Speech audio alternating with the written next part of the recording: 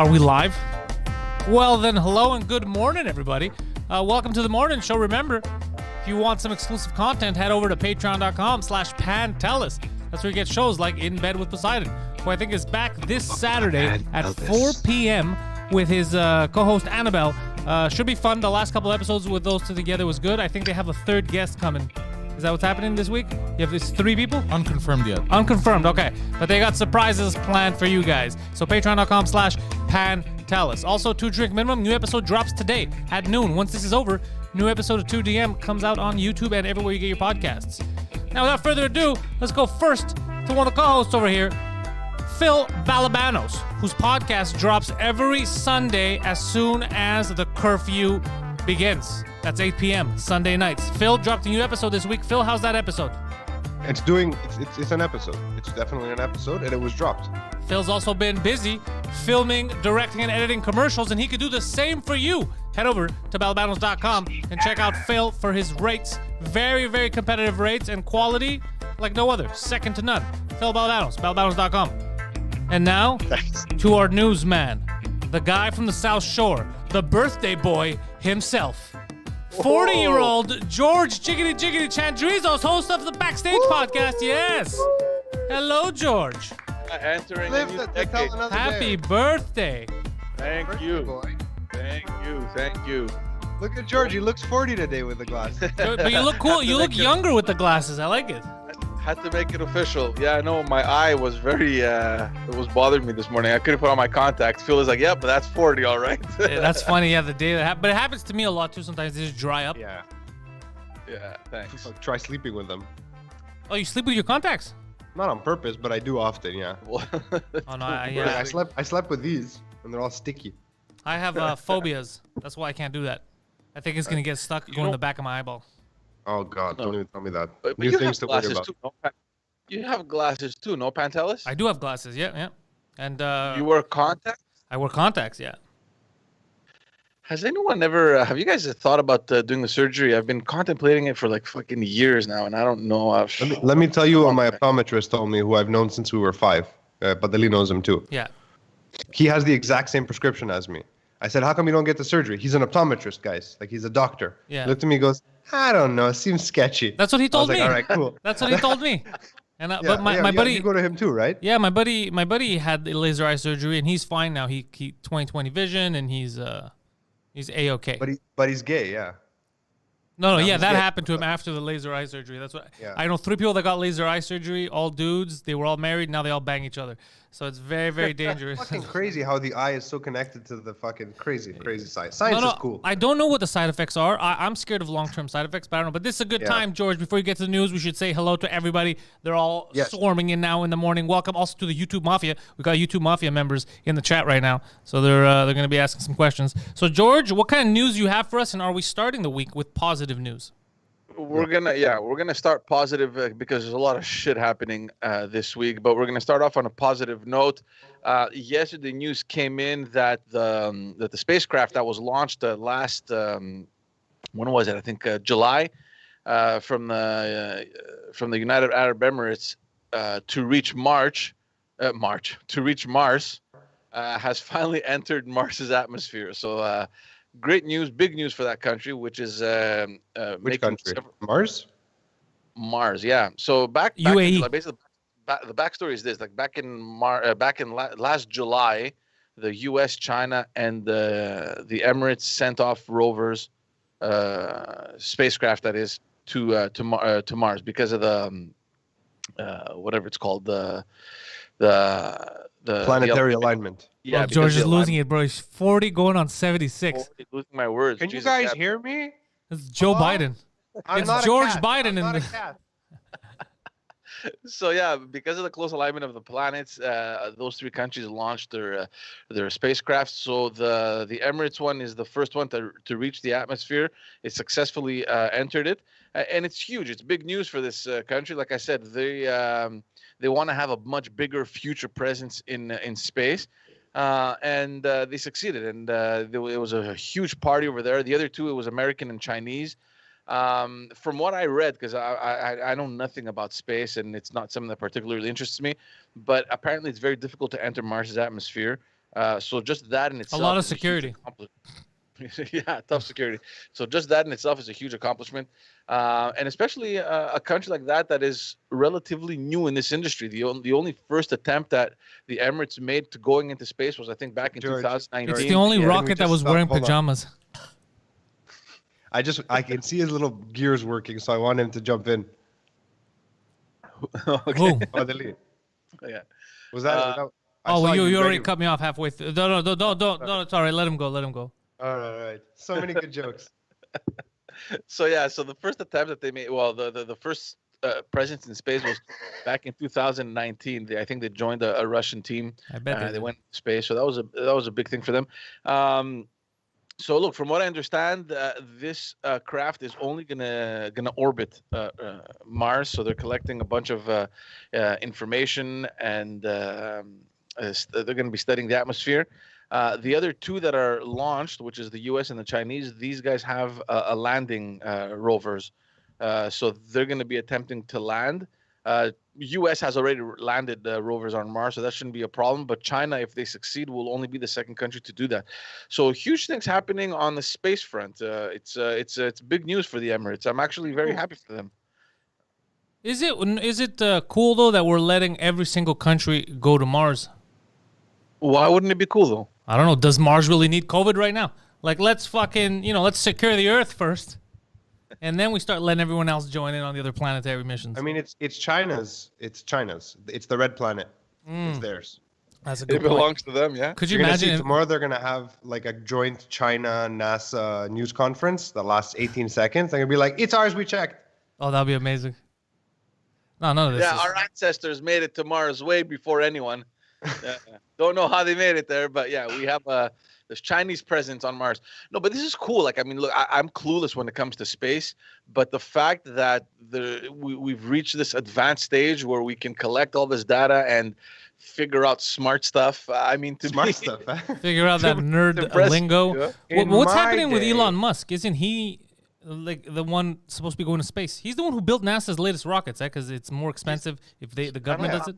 He doesn't build them. I think he just launches them. No, SpaceX builds rockets. They build rockets, but they just launch. Let's say, for example, NASA has like whatever space mission. They're don't just think going so, to George. launch their craft in space, right, and come back. Is NASA, I China don't think NASA, is I China don't and the think NASA UAE? launches anything anymore. China- Yeah, everything happens. Well, I mean, they probably do, but the last I've seen, it's always launched on a SpaceX rocket. In Yeah. Uzbekistan or something. But I'm just curious: is China and the UAE, are they privately owned companies that are building their stuff, or are their governments funding it? State No, funded. it's government funded. It's state government funded, Interesting. Yeah. In fact, the article I read yesterday when they announced that they entered the atmosphere, one of I think the ruler, I forget what his name is, he was actually present there, and obviously he cheered with everyone. And I'm reading this, and I was like, what if they had failed? The ruler is there, he's waiting, he's on top of their shoulder, making sure everything God, goes and then out it as blows planned. up? Finally, they fail. Imagine what would happen. All their families are dead. This is the UAE you're talking about? Yeah. Like, Me- so much Yeah. Or pressure. any of these states. What would you say? Any of these states. It's like Furious Leader, T minus 5 seconds to landing. 4. Hamza. But Oh, it'd blow up. so, Oh, there's okay. something happening in China right now. There's always something happening in China, but before my Spotify kicks in, when I get in the car in the morning, it goes to regular radio, and it was on NPR. Yeah. And all I heard was like something, Zhang, something, and the protesters and the police are fighting each other. There's tear gas dispersed, and then the lady goes, and what's the relationship right now like between the protesters and the police? And then my Spotify kicked in, but it's like, what answer do you want? I don't know. question. One's throwing tear gas to the other, tenuous at best, I would say. Like, what kind of stupid fucking question is that? But something's happening there. Yeah, they're fighting. I don't know What's up with that? I don't know. I don't follow. It's a big I fucking didn't read up country. anything on that? It's a big fucking country, so something's always going to be up, right? It's just like in the States. Yeah, Like, and we'll never know what's actually going on. We only hear what they want us to hear. yeah. Well, did speaking go speaking on. of China, I don't know if you guys read. There was an article that came out, I think Monday or Tuesday.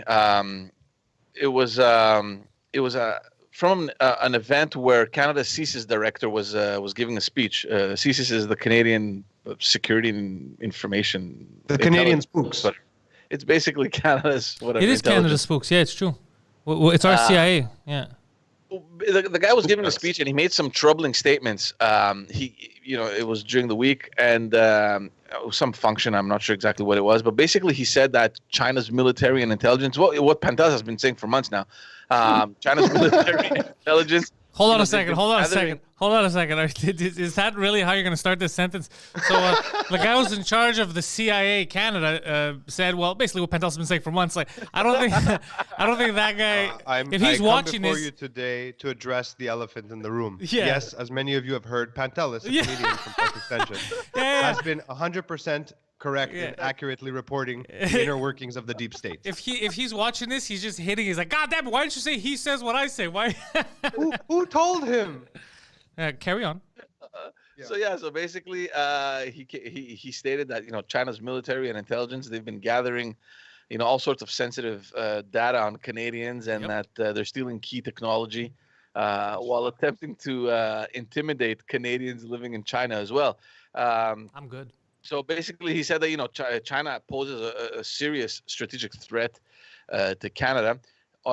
He also revealed that they've been following over 2 million individuals for a number of years, collecting different information and again data that is otherwise confidential and not publicly available. So not sure how they're doing that. Oh, I know. And the other question is, are they just Chinese people or are they also Canadian? Because they have been targeting companies specifically in the biopharma and the AI sectors. Also, I read something about quantum computing, aerospace, and ocean Things technology. You don't understand, I guess. Nothing. I understand nothing about these things. But yeah, they're collecting all sorts of information, and I'm not sure exactly what Canada is doing. I mean, it's good that this guy came out because it's very rare that you hear anything coming out of CSIS. I think this is the first time that I read something. No, that's not true. They do their press releases like almost quarterly. CSIS will. Oh, really? Okay. I mean, they're not big deals. They don't say anything important. Are you They just sure? say- Are you talking out of your ass now, Phil, or is that a real thing? No, They make no, quarterly. I mean, CSIS has always been very interesting to me because as far as intelligence agencies go, you don't want to hear too much about an intelligence agency. And I feel like CSIS is good at that. Like, it's not like the FBI or the CIA. Everybody knows where their headquarters are. It's public knowledge. We know they're up to no. CSIS could be fucking running the world for all we know. I don't think they are. I'm not saying they are. I'm just saying. Like, CSIS is interesting to me. I mean, look, back in November, I read that he gave an interview during which he said that there are undercover Chinese state officials trying to silence critics over here. I remember that, yeah. Yeah, and they're threatening retribution against their families back in China. These are serious things happening on on Canadian soil. He mentioned also Operation Fox Hunt. I don't know if you guys heard the Fox Hunt. Wasn't that the last episode of In Bed with Poseidon? Foxhound. Fox Hunt. Fox Hunt. So basically, this was originally created by China as an anti-corruption campaign. So they were monitoring Chinese businessmen and all that working outside of China, trying to see exactly what was happening and if they were involved. How do you anti-corrupt the corrupt? And then heads are just blowing up. But apparently, from what CSIS says, they've changed their scope in recent years, and they've adopted more of a global intimidation campaign. Respect. And he's been requesting now that legislation be passed in Parliament to change CSIS's mandate in order to be better suited to confront all these modern threats. And he mentioned something that I was completely clueless about, that we're one of the only democratic nations that doesn't really have a foreign intelligence service. I mean, there's nothing happening on foreign soil officially to gather any information that whatever Canadians might be doing abroad that may be either illegal or affecting Canada negatively in any way. I didn't know that. I really thought CSIS was much more involved in these sort of operations, but apparently not. So I'm really not sure where their mandate, how their mandate functions, because most of everything happens here with the RCMP. I mean, I've heard of the RCMP really digging into investigations of corruption and all these things, right? So I don't know. I don't know. Are we relying a lot on the CIA, or is there any collaboration with the U.S. on foreign stuff? I mean, there's not collaboration. We're on a need to know basis. So they tell us stuff when they need us to know stuff. They don't share. The CIA does not share intel with Canada. They're like, look at these goofy cocksuckers. They're not going to do that. And it's our fault because of. I'm sure there's some level of exchange, like a little bit. No, like only there has to be. no. We're on a Even need to. though, We're on a even need. though it wouldn't surprise me, even though it wouldn't surprise me one bit that CIA has a lot more information in Canada than CSIS does. Oh yeah, exactly. Yeah, that's true. Yeah, You guys are falling for it. That's why CSIS is the greatest intelligence agency. We all think they're dumb and inept, but really, no one says they're dumb and inept. All he said was that the CIA doesn't share their information. They don't share it with anyone. They're need to know basis with other departments within the U.S. They're not going to give it to a foreign entity. The only stuff they share with Canada is when it's sensitive to both countries. When they need their help, like, look, this guy. These are the reasons why you got to watch him. When it has something to do with them, but the CIA, it's been declassified. There's a lot of times the CIA knows, like, somebody will go into another country that doesn't concern them, and they won't give the information that could have saved lives to the governments because they don't want to get involved. Like because if we let them know that we know this and we've been tapping this, then they're gonna know that we. But like, if they have intel that like a terrorist is gonna come through Canada to bomb the United States, that's when they. That's what I said. That's the need to know. Yeah, that's because they're protecting themselves. Well, you guys remember the whole fiasco around that mosque in Park X there? Yeah. Well, I don't want to say where it is, but you guys know what I'm talking about. I remember. I've had quite the funny situations with that mosque. Yeah. And it's just funny because I remember meeting with the leaders of the mosque, and I've been in that mosque many times. And he's just joking, CSIS. He's just joking. I've been in that mosque many times, but this was pre 9/11. This was when we were just planning. No, but it's just so funny. It's just so funny because while I'm there, I'm wondering, am I being listened to right now? Is there fucking microphone somewhere? Is this conversation being heard somewhere? They had tapped it at one point. I think they still have taps on it. Yeah, because don't forget that they had intercepted a suicide bomber headed to the LA airport a number of years ago, and they had made the link all the way back to Montreal to that mosque. Now, look, I can understand that there's this fear, but at some point, I mean, you can't generalize and blame an entire mosque because one or two or three, even five individuals happen to go pray there that are lunatics. I think after three, you gotta be careful. The second starts getting like a 5, 6. Look, just because 56 people in there are part of some kind of cell doesn't mean. So it does suck, but it's a huge mosque, and it's one of the main mosques, I think, in Montreal. So the fact that one person decides to go pray there has absolutely nothing to do with either the mosque or the other worshippers that attend them. Like, I mean, you can't. Yeah, I think they're doing it just as a safeguard. They're not doing it because they assume everyone's a terrorist. They just do it just in case, because they go, okay, this seems to be the hip place, the place to be. So then everyone, hip and square people, will be here. So let's. And it's a really beautiful. It's a really beautiful building inside. Like, it's really, really nice. Is it? I've never been inside because the outside is ugly as sin. It is, but you were probably too young. Back in the day, that was Royal Hall. There used to be a reception hall there. I remember being really young and attending a shitload of events over there. And I think the Greek community owned it, and they sold it. No, they never owned that building. Are you Greek community? I think the Greek community did own that building. I won't say where, but as far as I know, because no. Yeah, not when you were around. We're talking about before. We used to own. A really long time ago. Like, they used to own buildings downtown also. 70s. I remember hearing leaders of our community that back in the day there was this huge debate on where to actually build the headquarters, either there or where it is now. And we obviously opted for the. How do you remember that, George? You were a big child. No, I remember hearing about that too. Not like it was live. I remember hearing that they used to debate that. Yeah.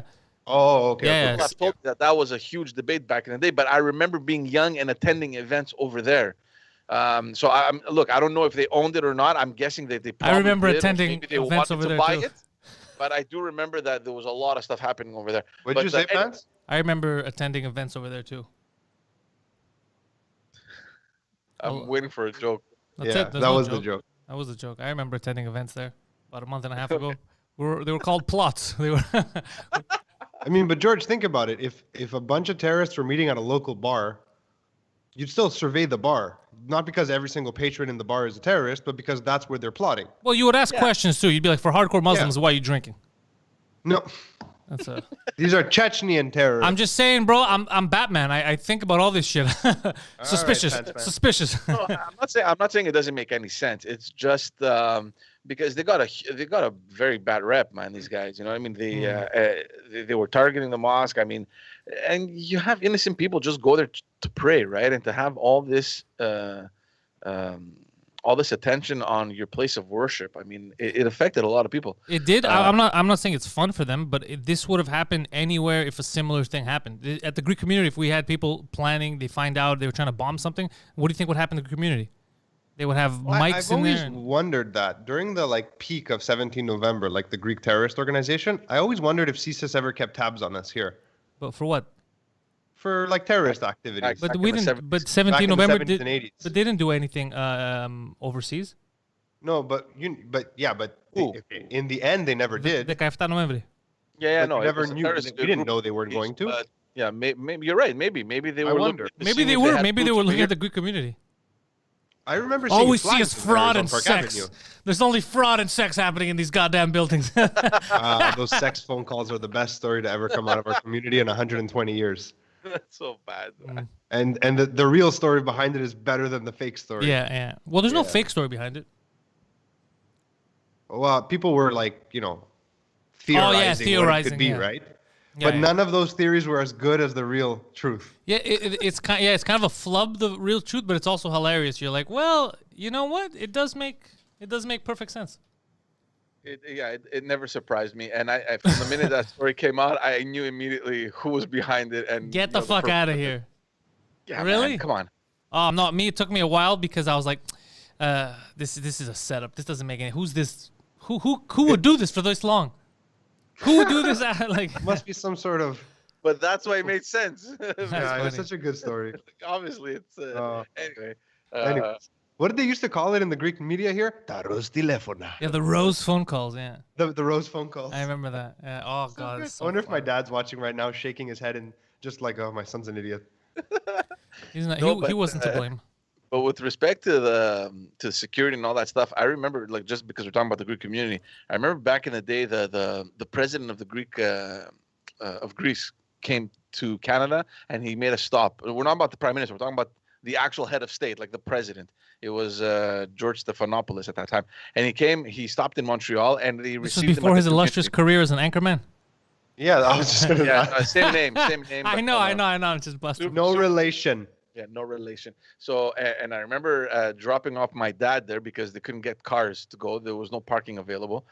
And they had established this freaking security radius. The It was snipers on all the over. roofs.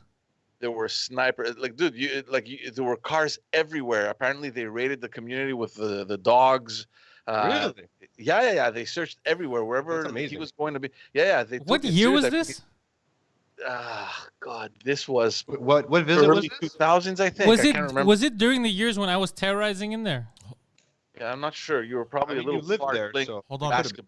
Cause I remember during the years when I was terrorizing the community that there was a time where there was like heavy duty security and people couldn't go through. But I didn't know what was going on, but I knew every hole or whatever.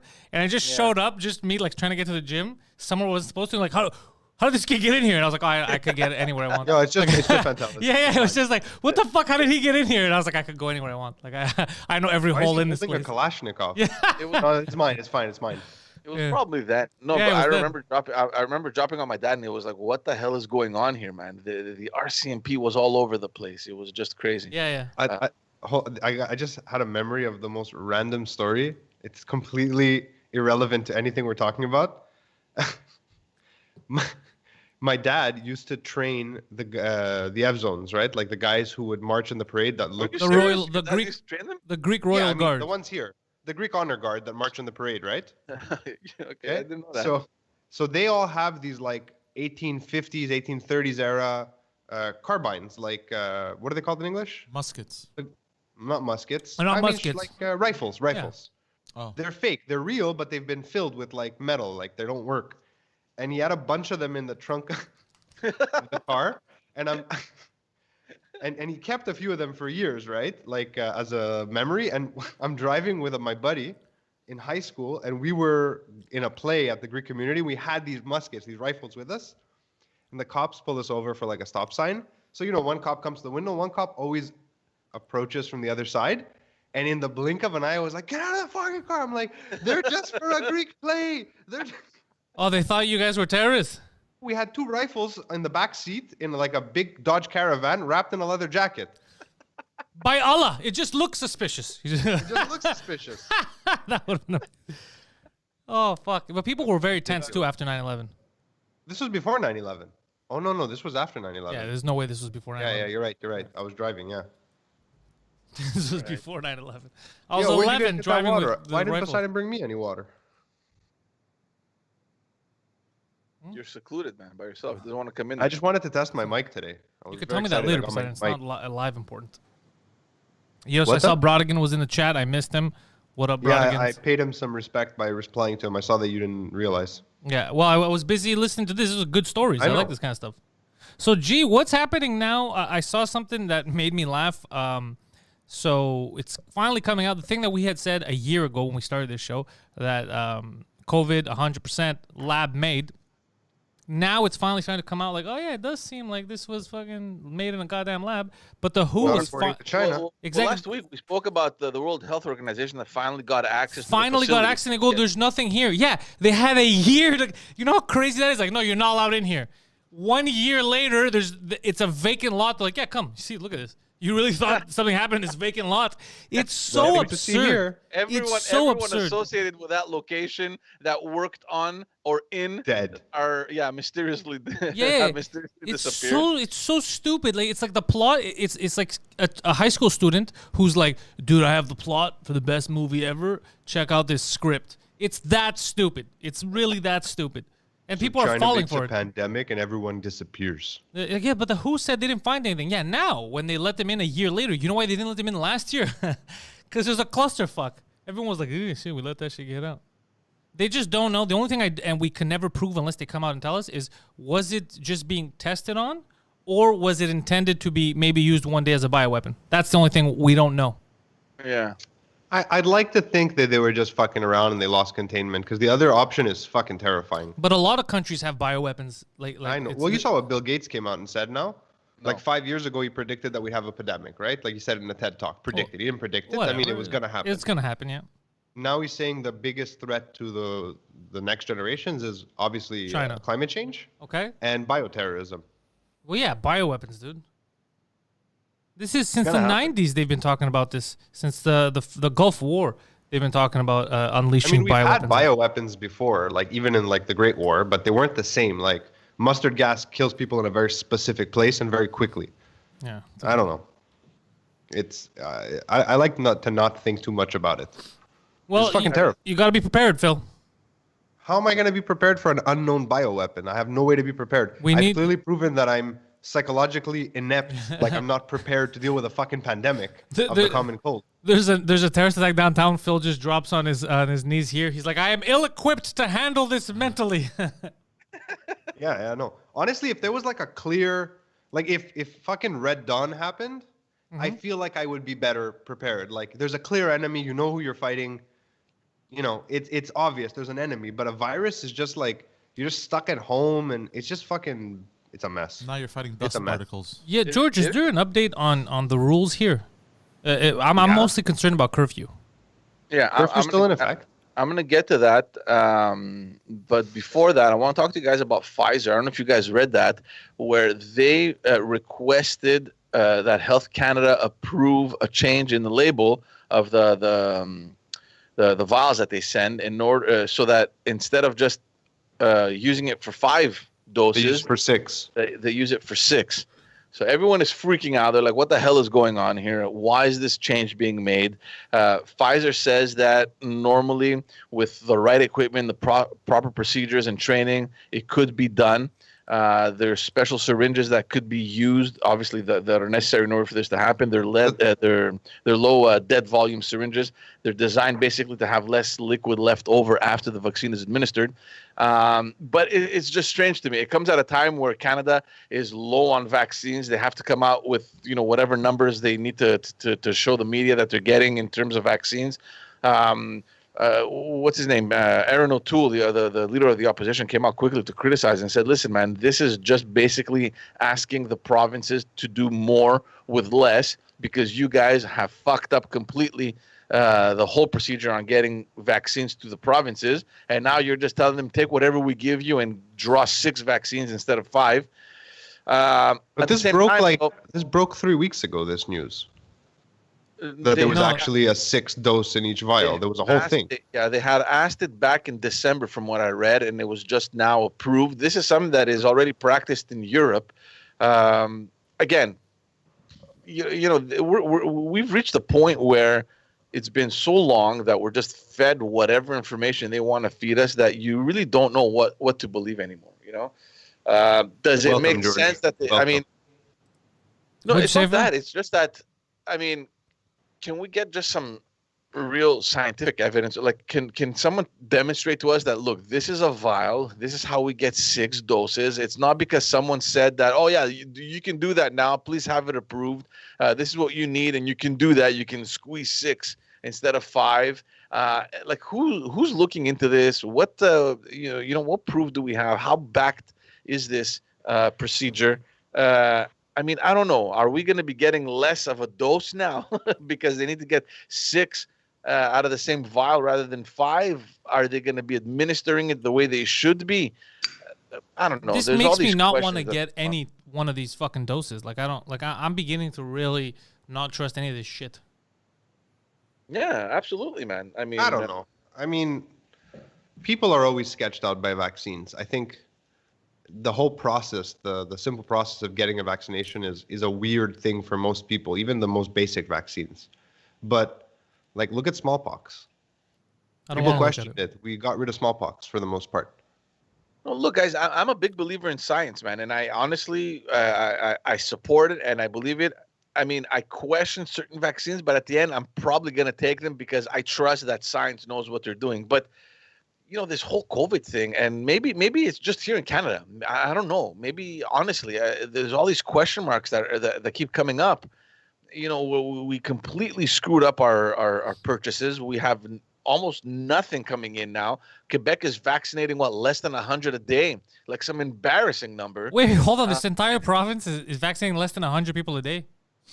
Something like that, I think. I'm not sure. Aren't they opening 3 massive sites now?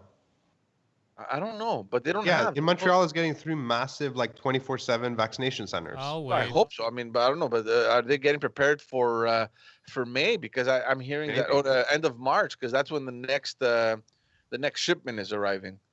Maybe. I'm in the same boat as you, but I don't know, it just goes to show you when someone like George can become disenfranchised, they're giving us too much bad information. I just feel like somewhere we fucked up because we're still within the 2 weeks to flatten the curve, right? It's still 2 weeks to flatten the curve. No, we're still there. We're only about 5 days, just 5 days. But our caseload number in Quebec has dropped like crazy. Okay, but Phil, goddammit, I said this. We're still hovering around 1,000. Yeah, but I said this last month. I said, wait, what they're gonna do is they're gonna tell us the numbers are lower next month because they've closed everything, and they're gonna say it's due to the curfew. Even the curfew had nothing to do with it, so they can maintain the curfew. That's why. Of course, they went down. There's no way they can't go down. Everything's closed. Yeah. And honestly, the whole thing with the curfew, as much as I hate it, having spoken to a lot of people now since it came into effect, I realized a lot of people were just going to people's houses more than I ever imagined. And I only have a small sample size. What? A lot of people were still just doing whatever they were doing. In the middle of the night? Before or after the curfew? Before the curfew, they're like, well, I guess I can't go to my friend's house. People were still just gathering. Yeah, so maybe the numbers... But even the government authorities knew that. You guys remember? Yeah, but I don't trust the government authorities. That's what I'm saying. But now I'm starting to wonder. No, but don't you remember? Right after when they imposed the whole debate we had about sending our kids back to school, and I had a big problem with it because Dr. Arruda came out and said, well, we know that over 50% of Quebecers didn't follow our restrictions and still partied during the holidays. And I was wondering, if you know that, then why are you opening the schools before the 14th? And why is such a party pooper, Arruda? So, of course, they know this. So I'm not sure exactly what's happening. So yesterday's press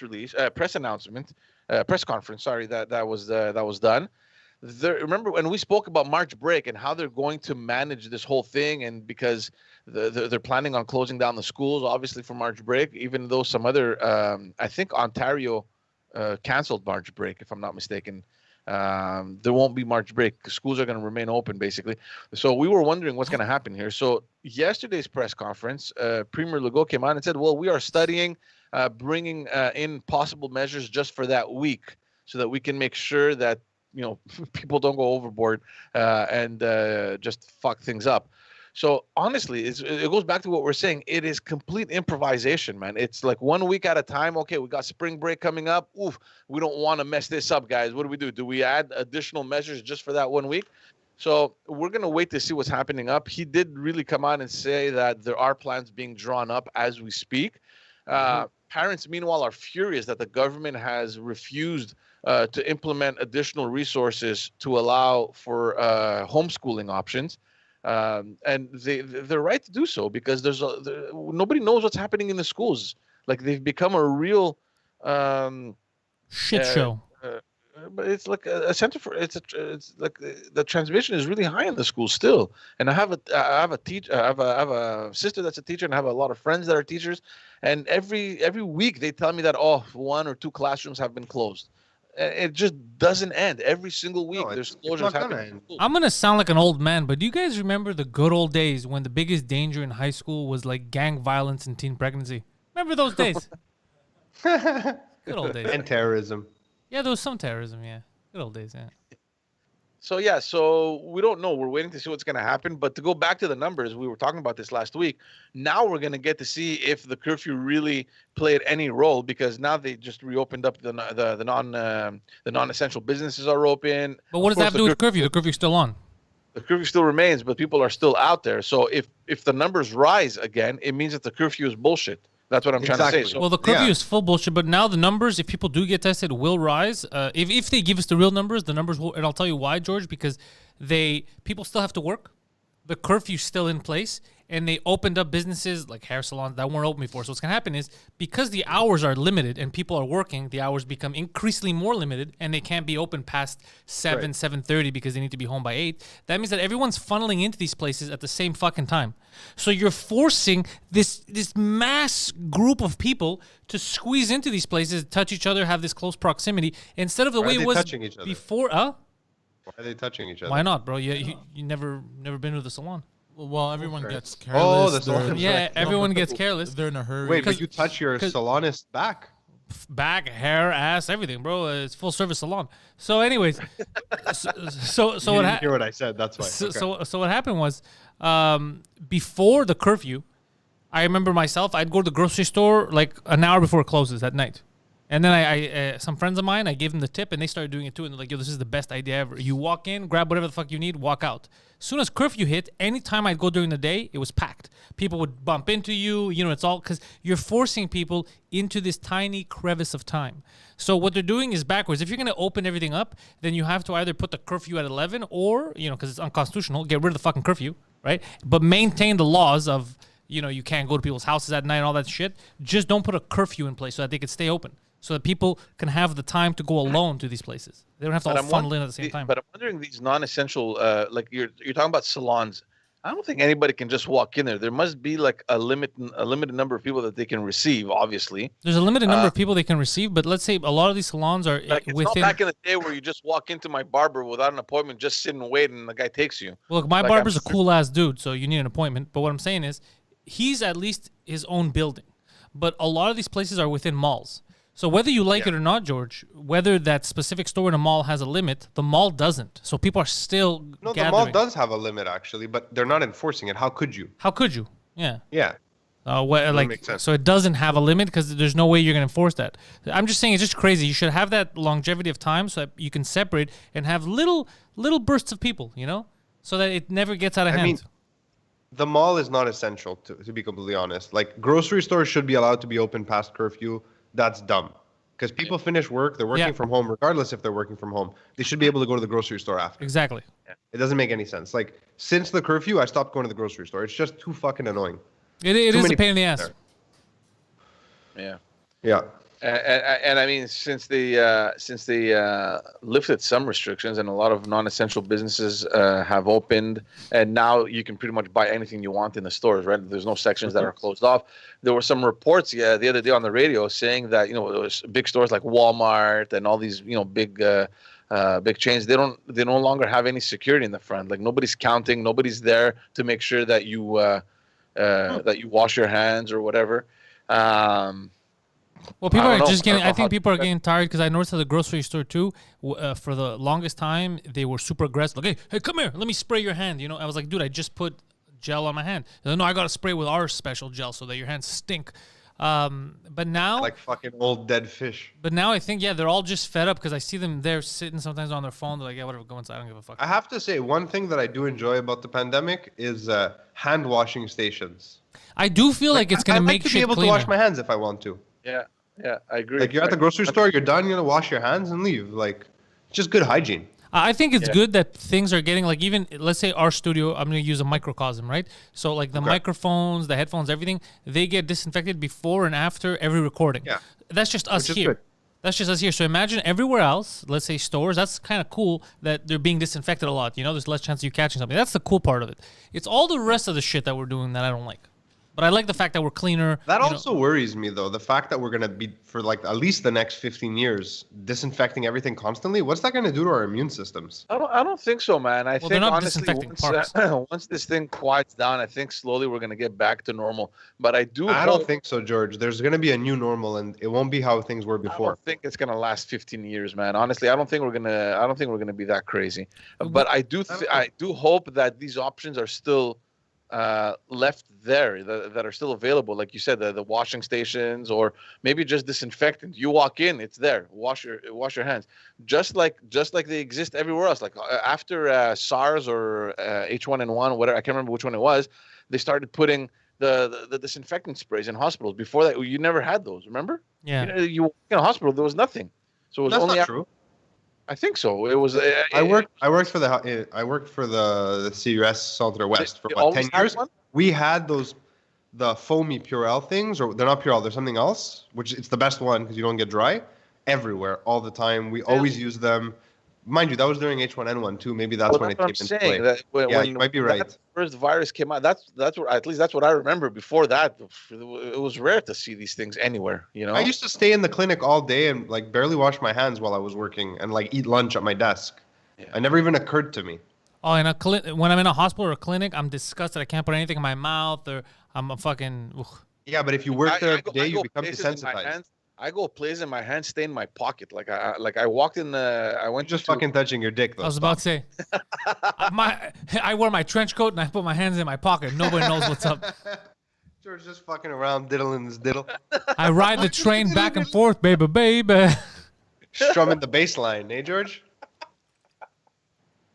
Oh man. Oh, yeah, no, it's just I'm in that panicky mode, man. It's like the fuck, don't come near me. My hands are staying in my pocket unless I really need them, and that's it. Good times. The pandemic. One day we'll look back on these times and we'll laugh. George, what are the news is important for us to know? So more news that came out of Iran. I don't know if you guys remember that flight that they shot down early last year, the Ukrainian international flight where there was like 130 Canadians that died. Oh, the Iranians, right? Yeah, it was in Iran. They shot it down. They shot 2 rockets at it, 2 missiles or whatever they shot at it. And there's been an ongoing investigation. Obviously, Iran was very late in allowing the authorities to come in and investigate. I'm not sure exactly what's happening with the black box. Obviously, they found it. I'm not sure exactly where it is and who has it. But apparently, there was a secret recording that was captured from that event that suggests that the plane was shot down intentionally by Iranian authorities. There's a voice that the voice that they hear has been identified as that of the Iranian foreign affairs minister. Oh boy!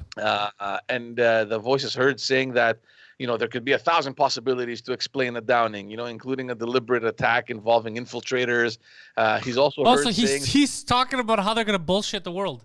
Yeah. He goes, don't worry about it. Like we can find many possibilities to explain this, and you can also hear him saying that in any case, Iran will never release the truth. We'll never tell them exactly. Like they'll never be able to get. They will believe what we want them to believe. The real information. Everything is going to be covered by the whole secrecy of the army and our national interests, so we can very easily hide behind so many things. So 1 year later, they're like, sir, why the fuck do you have to say that on a recording? I don't know.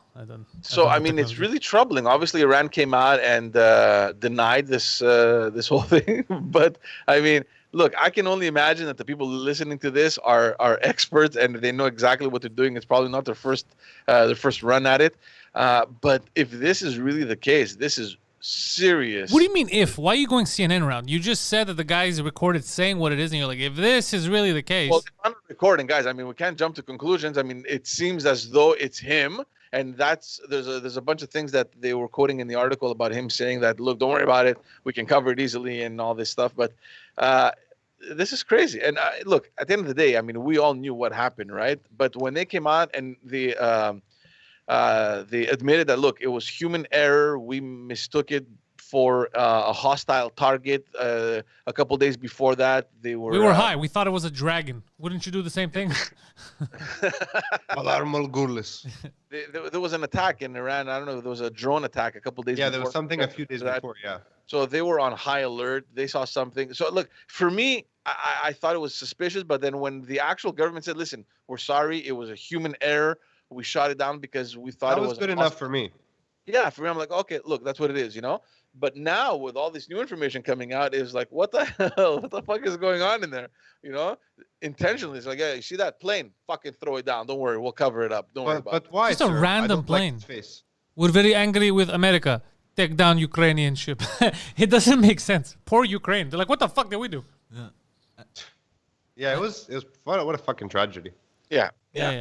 But they will. You know what's gonna happen now, dude? This is also bad because it comes at a time where, because America had the president that didn't want to be known for starting new wars, but now they're back to the old regime.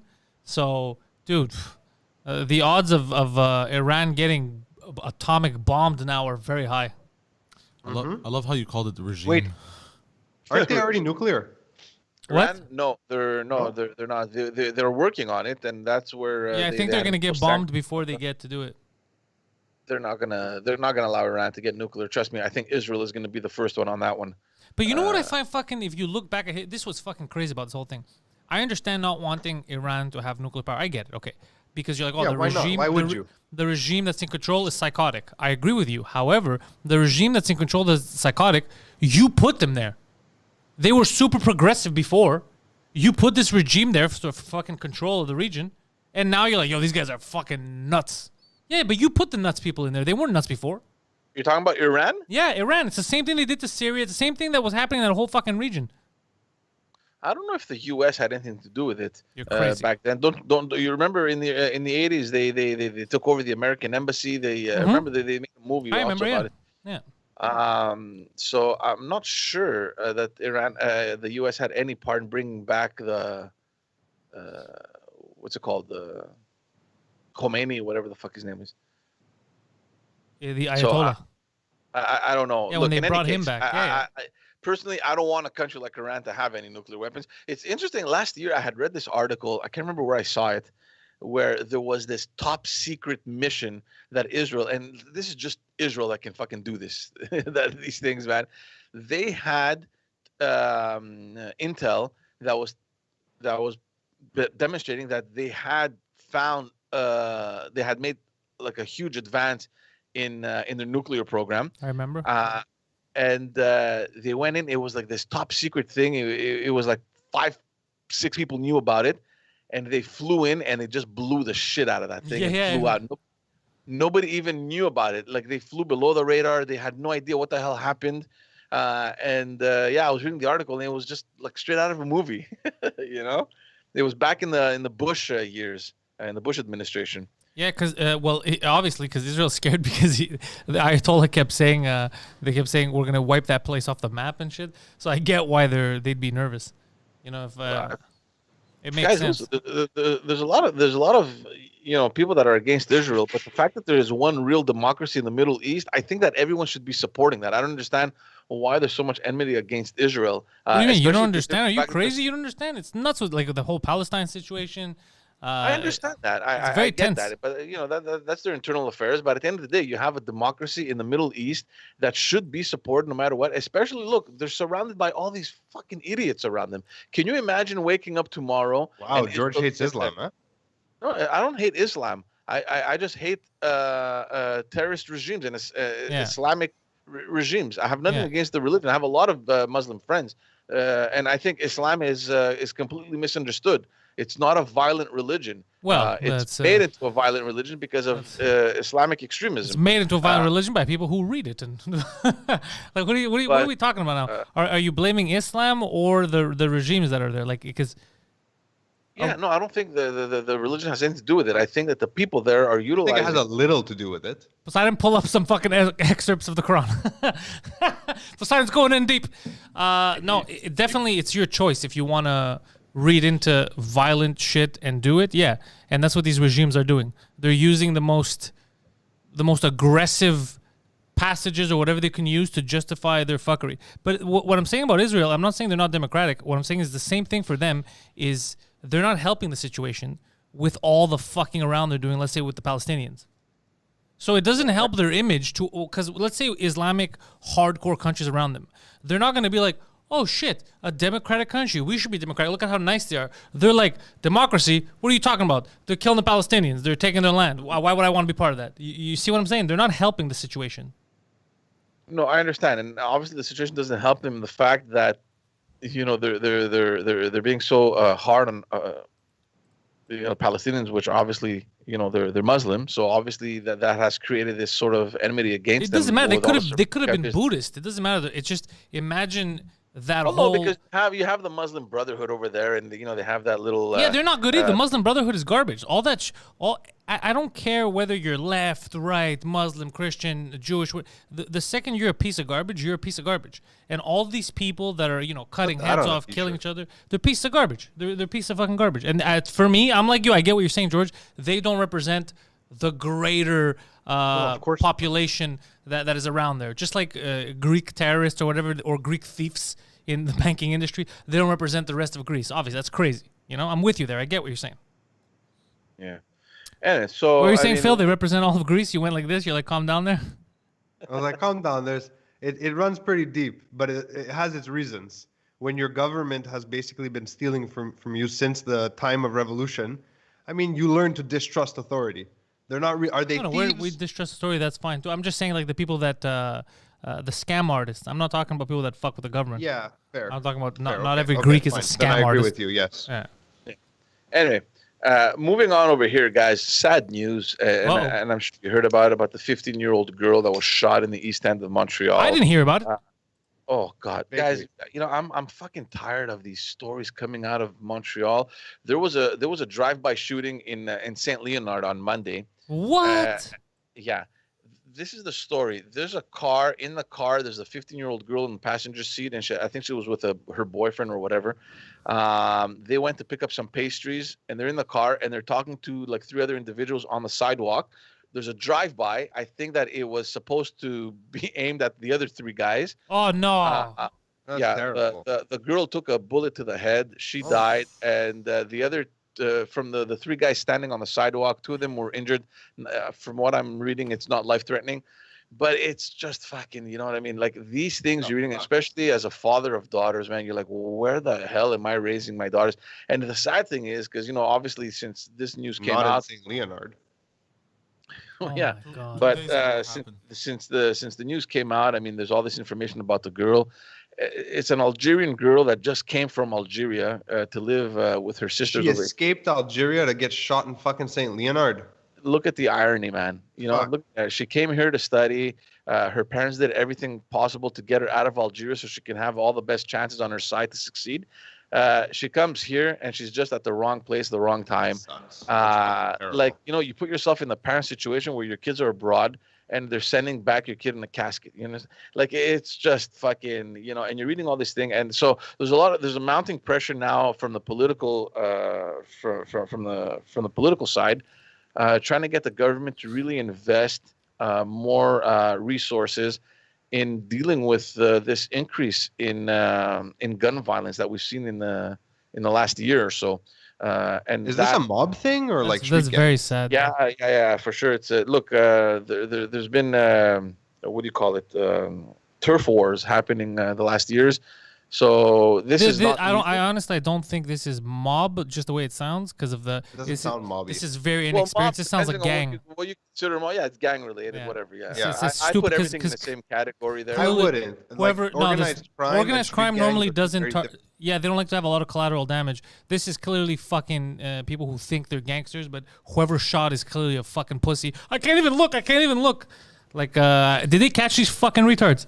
34. I guess it's Claudio. He's saying that it's a mob thing, and I mean, I'm gonna take him at his word because he's Italian, so I assume he knows. He's in shock still ever since Poseidon fucking threw him out of this room. So don't listen to him too much. Fucking.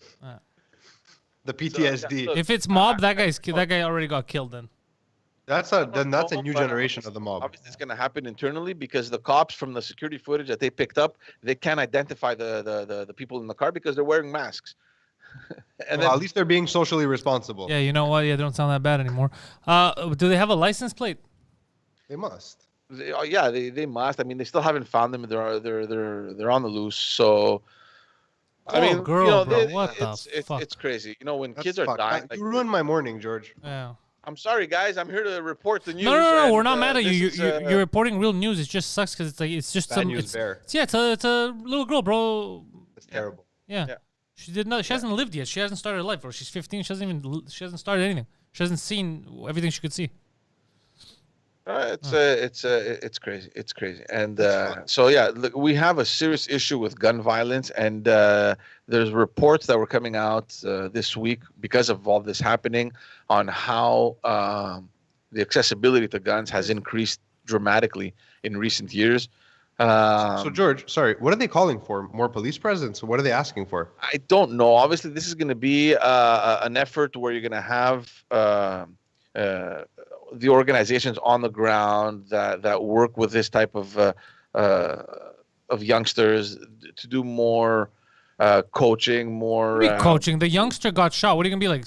We have to teach how to dodge we bullets. don't know if they were youngsters who were shooting. It could have been fucking 40-year-old Italian men. Anywhere, but basically the argument is how do we make sure that our youngsters don't take that path to criminality, and what can the government do? And it's so fluid. Oh, here's an idea. What if they don't fucking tank the economy every couple of years? Yeah, there you go. And teach them shit in high school already that they could use in fucking real life. Instead of wasting their time with uninteresting things that they're never going to use, how about you teach them how to do their taxes? How about you teach them what they're passionate about, to open about what they're passionate about, and then figure out a way that they can make money doing that. And there's very little government funding in this. And you know, on my other podcast, I told you guys I had Ali Nestor. He was a gang. He was a gang member.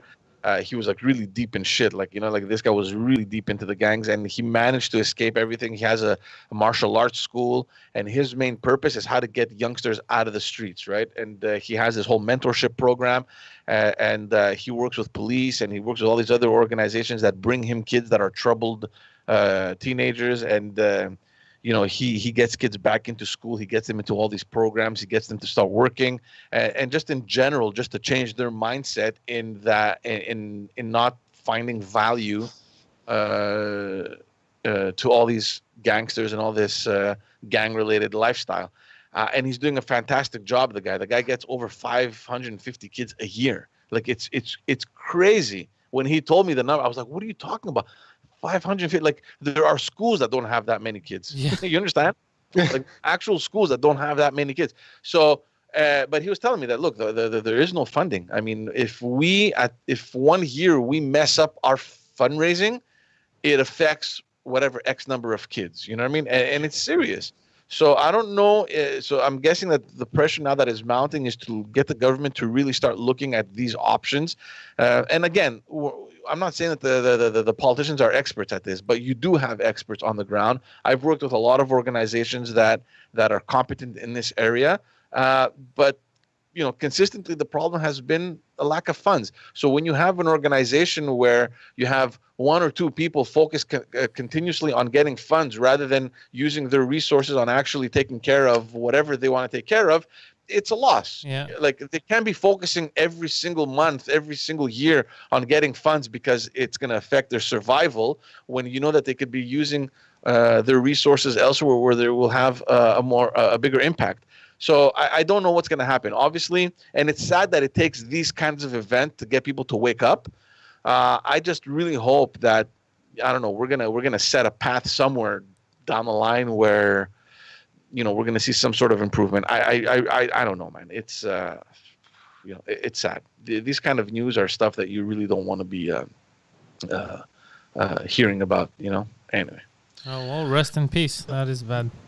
It's sad. It's sad. Anyways, on that note, last week we spoke about teachers and how overwhelmed they were and how there's this huge exodus in teachers from our their schools. Students keep getting shot.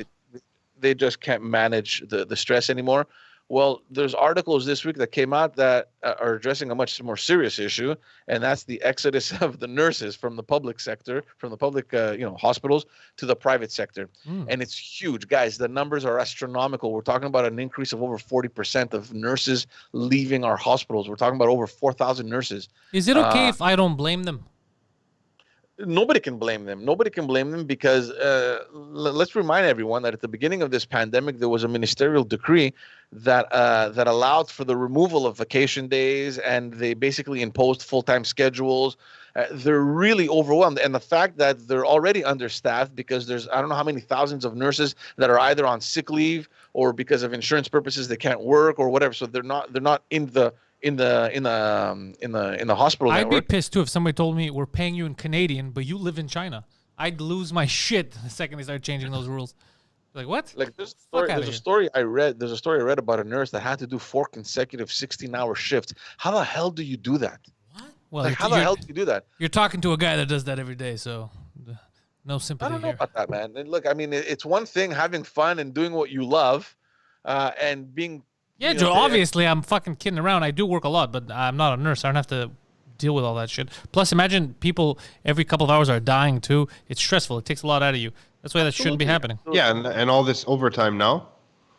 It's crazy. Yeah. You're already Everyone's tired. leaving, Yeah. Everyone is leaving. Everyone is going into the private sector. There have actually been placement agencies that have been created in the last year. Like there's Just so for much demand that there are new placement agencies that have gone into business specifically to address this issue. So you have all these nurses that are leaving, they're going into the private sector.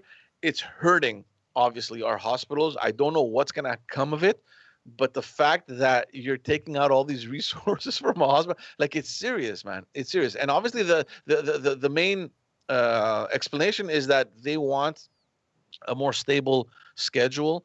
They want to work in better conditions, Yeah, and they're human beings. it's not necessarily about the money. It's like the last thing on the list. They just want a more stable schedule, and they want to be less controlled and to have better conditions that are offered. Yeah, they want to be free human beings. I'm with them 100%. 100%. And you know, obviously, the way that the hospital systems have been left. You know, there's nothing that can be done, and even the union leaders of the nurse union leaders, they understand. There's nothing they can do. There's nothing they can do. They like the government is applying pressure on keeping the staff. They're like, fuck off, do something for us because this is what's happening. This is the reality, and they're not gonna step in to avoid it from happening because, like you and me and everyone else, they obviously understand much more than anyone else what these people are living in. Yeah. So it's crazy. So I mean, I don't know how this is going to affect things going forward, but it does suck for nurses. It's fucking crazy that we're talking about are politicians aware and are they going to help? And sometimes I see politicians doing something like, fuck, these guys are way out of touch. They don't know what's going on. Like I was watching, who's the guy in Ontario? Doug Ford. Doug Ford, yeah. Doug Ford. The other day he was talking about fucking masks or some shit, and then he stopped so he can give a plug to Tim Hortons because he loves their egg sandwiches. I was like, what the fuck is going on right now? This is a press conference, and he's like this, yeah, oh, by the way, Timmy's, gotta give a shout out. Yo, the best thing they've done in years is these little grilled egg thing. I was like, what the fuck's happening right now? This isn't a podcast, bro. This is a fucking press conference. You're the goddamn... Jesus Christ, what's happening? Yeah, no, Let's plug our sponsors. Yeah, but the way he said, he's like, "Yo, the best thing they've done in years." These little egg things. I was like, "What the fuck?" Yeah, you'll find it. Type in a Ford egg sandwich. This is so fine. stupid. I want to watch You know, that. like I'm really tired of politicians trying to be populists, just trying to get people's Trying to be popular. Population. populist too. You know, it's like, okay, Yeah, what are, also, yes. yeah, what do people want to hear? So I'm just gonna go out and say that, right? And like, Oh, he dude, found it. Okay, you know what? Go virtual cam on them. Give them the virtual cam so that they can see it too. Hold on, this is gonna take a while. It really shouldn't, but it's worth it for you guys to see it. That's why I'm doing this, because it's just so ridiculous. I want to watch this. Honestly, I didn't even know. Timmy's about is gonna premiere their the Dug in the Morning sandwich. Yeah. Get dug in. it. Here we go.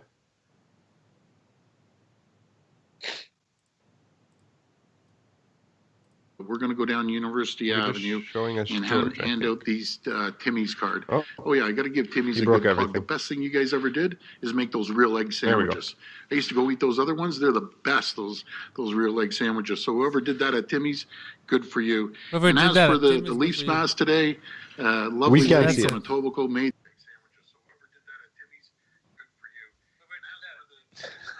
good for you. Oh, he's watching it on his phone. The guy. Yeah, I'm watching it on my phone. That is so fucking stupid. Alright. I don't know. I don't even know what to say. Honestly, I don't know.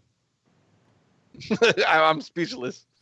Yeah, is Phil not? Is Phil maybe opened a tab on his screen or something? Because he's not giving us the same feed. Is that what happened? Yeah, there he is. He's back. I didn't do anything. I'm just sitting here. You sit there, Phil. You sit there. Okay. But yeah, that's what he said, bro. He's plugging these egg sandwiches that he likes so much. This is, people are dying. He's like, listen, man, we're gonna go out there. We're gonna hand some Tim cards. By the way, speaking of Tims, gotta give these guys a shout out. It's crazy. It's nuts. It's crazy. We live in idiocracy. Yeah. We live in it. Yeah, We're 100%. fucking absurd, dude. I don't know. I'm trying to find like some sort of excuse so I can make them look less bad, but You can't I- at this point. Even in the States, I saw that now even the Democrat politicians in New York are all going after Cuomo for killing the old people. They all go, 100% you're to blame, dude. What are you talking about? You even came out last month and said politicians that fucked up are the reason why people died. He goes, it's our mistakes. He goes, and then now you're coming out and saying, oh, no, I don't want to take blame. Yeah, you fucking put all the old people, you put all the COVID patients in old folks' homes and then lock the doors. Yeah, you killed all these old people, stupid. So there's everywhere across North America, dude. It's going crazy. Oh, I saw a video also. I don't know if it's newsworthy.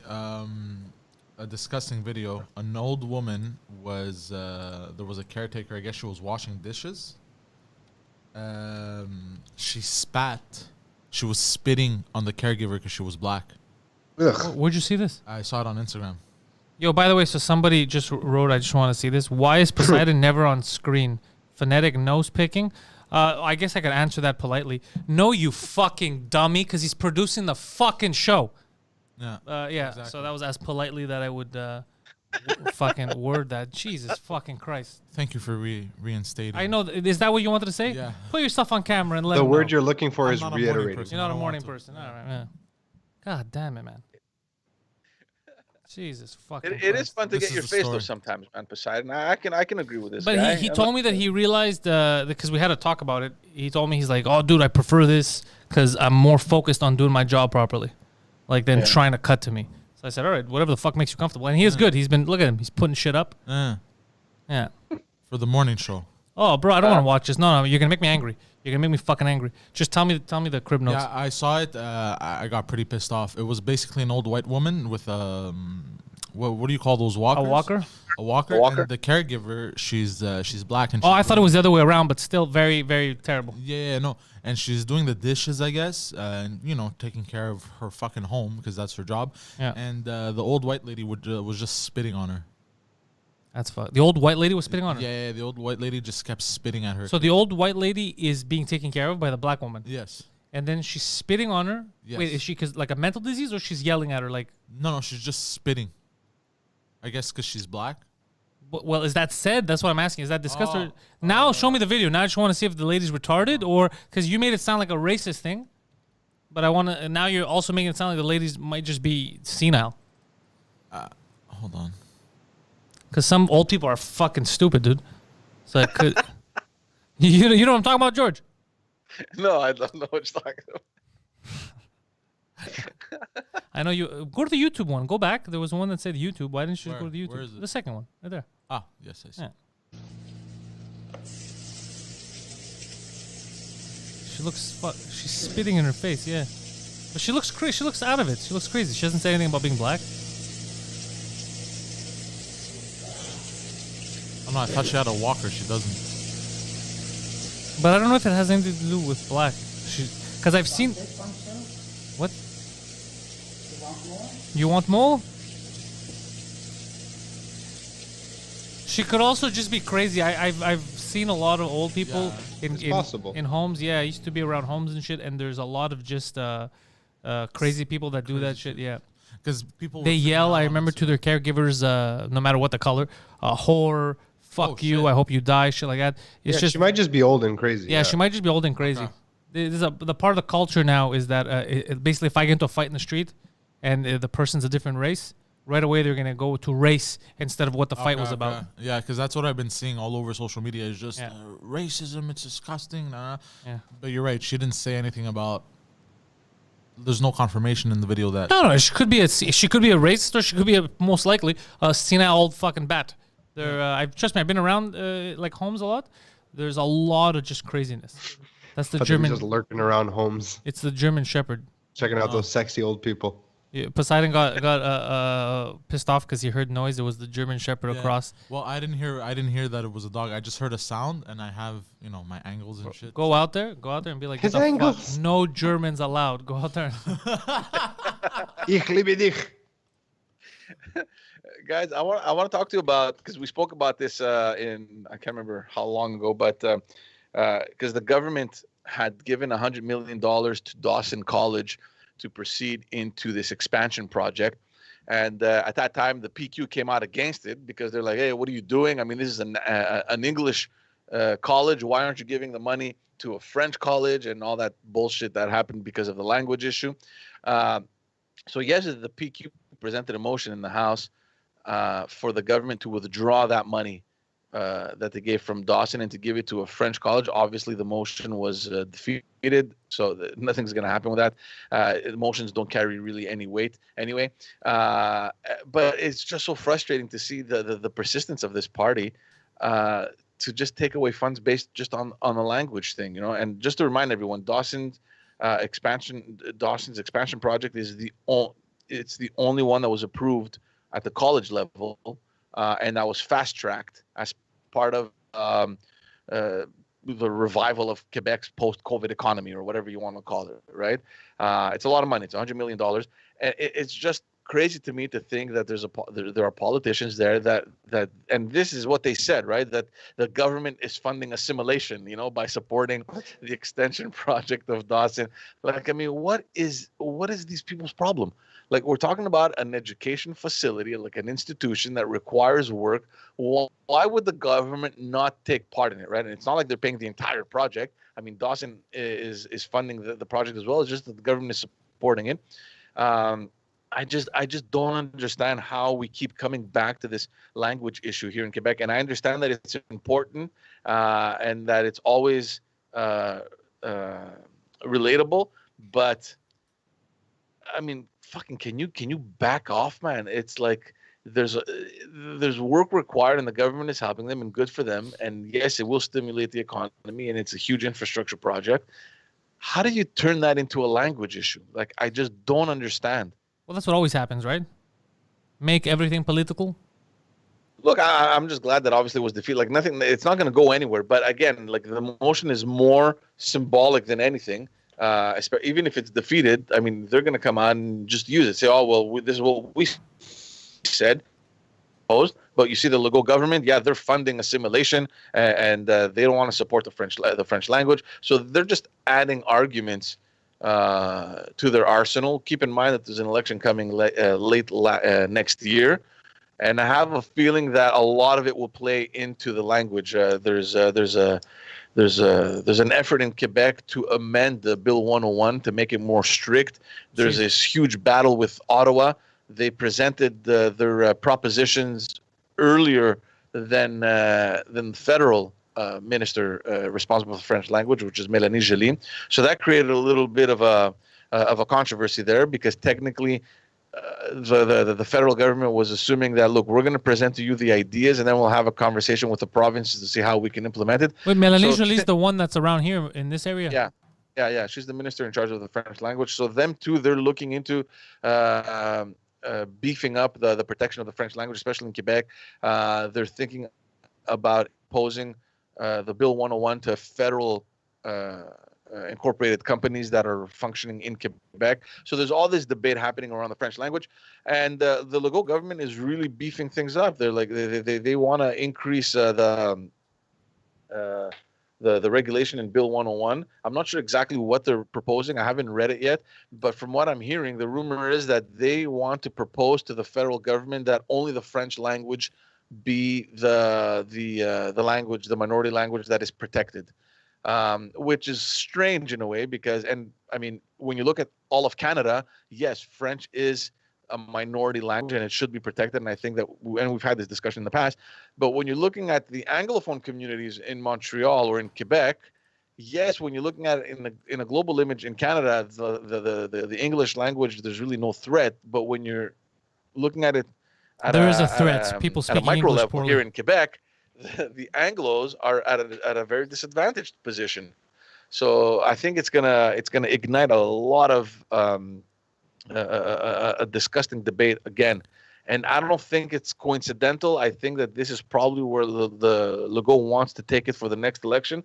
They're starting now. I have a feeling that language will be at the center of the next election campaign. 100%. This is what I'm thinking. He knows he fucked up now with a lot of people because of all the the curfew, this and that. Quebecers, they don't like that shit. Quebecers they're free people. They're very rebellious.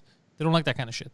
So he knows that he lost points. So he's like, yo, I'm coming in hot next time. I'm telling them there's a threat, that everything they love is in danger, and we got to protect it, and we're going to go hardcore. That's his plan. I don't think it's going to work because he's underestimating people's intelligence. So the fact that he thinks that they're that goofy, that they're just going to fall for it, that they're not going to see through it, I think he's overplaying his hand. But I don't know. Remains to be seen. I don't know. Look, he does have the majority, so he can pass whatever he wants. And usually, based on the experience that I have, when election approaches and you pick a fight with the federal government, it usually plays into your favor. Like normally, that's how things happen. When the Liberals were in power, they picked a fight with Stephen Harper. Like this is an ongoing thing, Quebec nationalism against the Ottawa, and it usually plays into your favor. Also, and I don't think it's coincidental either, but there's an elected official in the CAQ that's elected out of an eastern riding in Montreal. The riding is called Bourget, and he gave in a request to have that riding's name changed to Camille Lorrain. Camille Lorrain was elected under the PQ banner. He had a tremendous career in politics, and he was one of the pioneers of Bill 101 back in the 70s. So. And it's weird because the request is coming from a CAQ elected official wanting to rename his riding after a PQ former politician who was at the center of the whole discussion about Bill 101. And it's just strange that comes at this time. And why would the CAQ elected official want to name his riding under the PQ, under a former PQ politician's name? So, I mean, there's a lot of funny things happening. I'm not sure exactly how this thing will play out during the rest of the year, but it's going to be interesting. I have a feeling that language is going to be at the core of the next political context going forward. Can we talk about Britney Spears? I know it's random, but and I know that because you guys follow pop culture much more than I do. Look, before you go on, I gotta warn you that at noon today, new episode 2 Drink Minimum drops, and I do talk about Britney Spears. Yes, carry on. I was oblivious to this whole thing because I really don't care. And there was an article that came out yesterday about everything happening in her life and how her father took over her finances. Yeah, like, documentary came Yeah. out. I haven't seen it. I don't think it's available in Canada from what. Everything's I'm available in but- Canada if you're brave enough. But I just find that crazy. And look, I mean, we all remember Britney Spears, crashing and burning in the early 2000s. I mean, okay, she had a little meltdown, but I read that her father got a court order to have tutorship over everything. Yeah, that she this is not news. This is old. It's news to me. I Oh, never read this before, and it's just fascinating how this can happen. I mean, she's an adult. How does her father take control of the situation, and why is he still there? Yeah, so G-Funk, I'll tell you how. She is nuts. I feel bad for her not being in charge of her own money and control of her own, since she made it. Her father didn't. Her father wasn't the one shaking his ass out there. It was her. And apparently, he wasn't even in the picture. He No. just showed up. Yeah. Now, when she was at her worst to take over her finances. Yeah. He had her deemed mentally unfit, no? Yeah. Well, the But problem is her that's- Instagram that- isn't helping the situation because her Instagram shows her as mentally unfit. Yeah, 100%.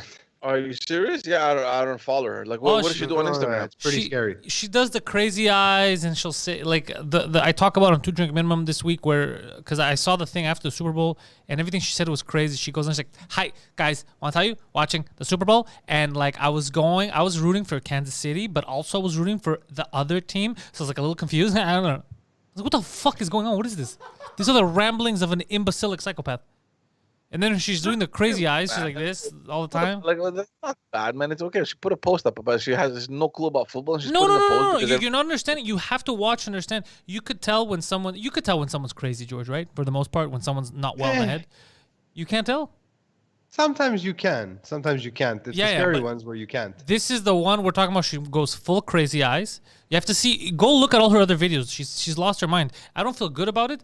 Man, I grew up. Britney Spears was a thing. Fucking everybody loved Britney Beats. She has some of the most iconic songs. I don't want her to do bad. I want her to do well. I feel bad that they've taken control of her money, but she's lost her goddamn mind. Now, who's to blame? I think the paparazzo, the lifestyle she lived, her managers, all that has to blame. The drones. Yeah, they transformed this little girl into this whatever the fuck it is today. But we can't lie and be like, no, she's perfectly sane. Look at the videos. She's clearly lost her goddamn mind. I don't know. But she should For still be me, in charge of her money. If she lost her goddamn mind, she wants to waste all her money on fucking popcorn and pretzels. It's up to her. She made the money.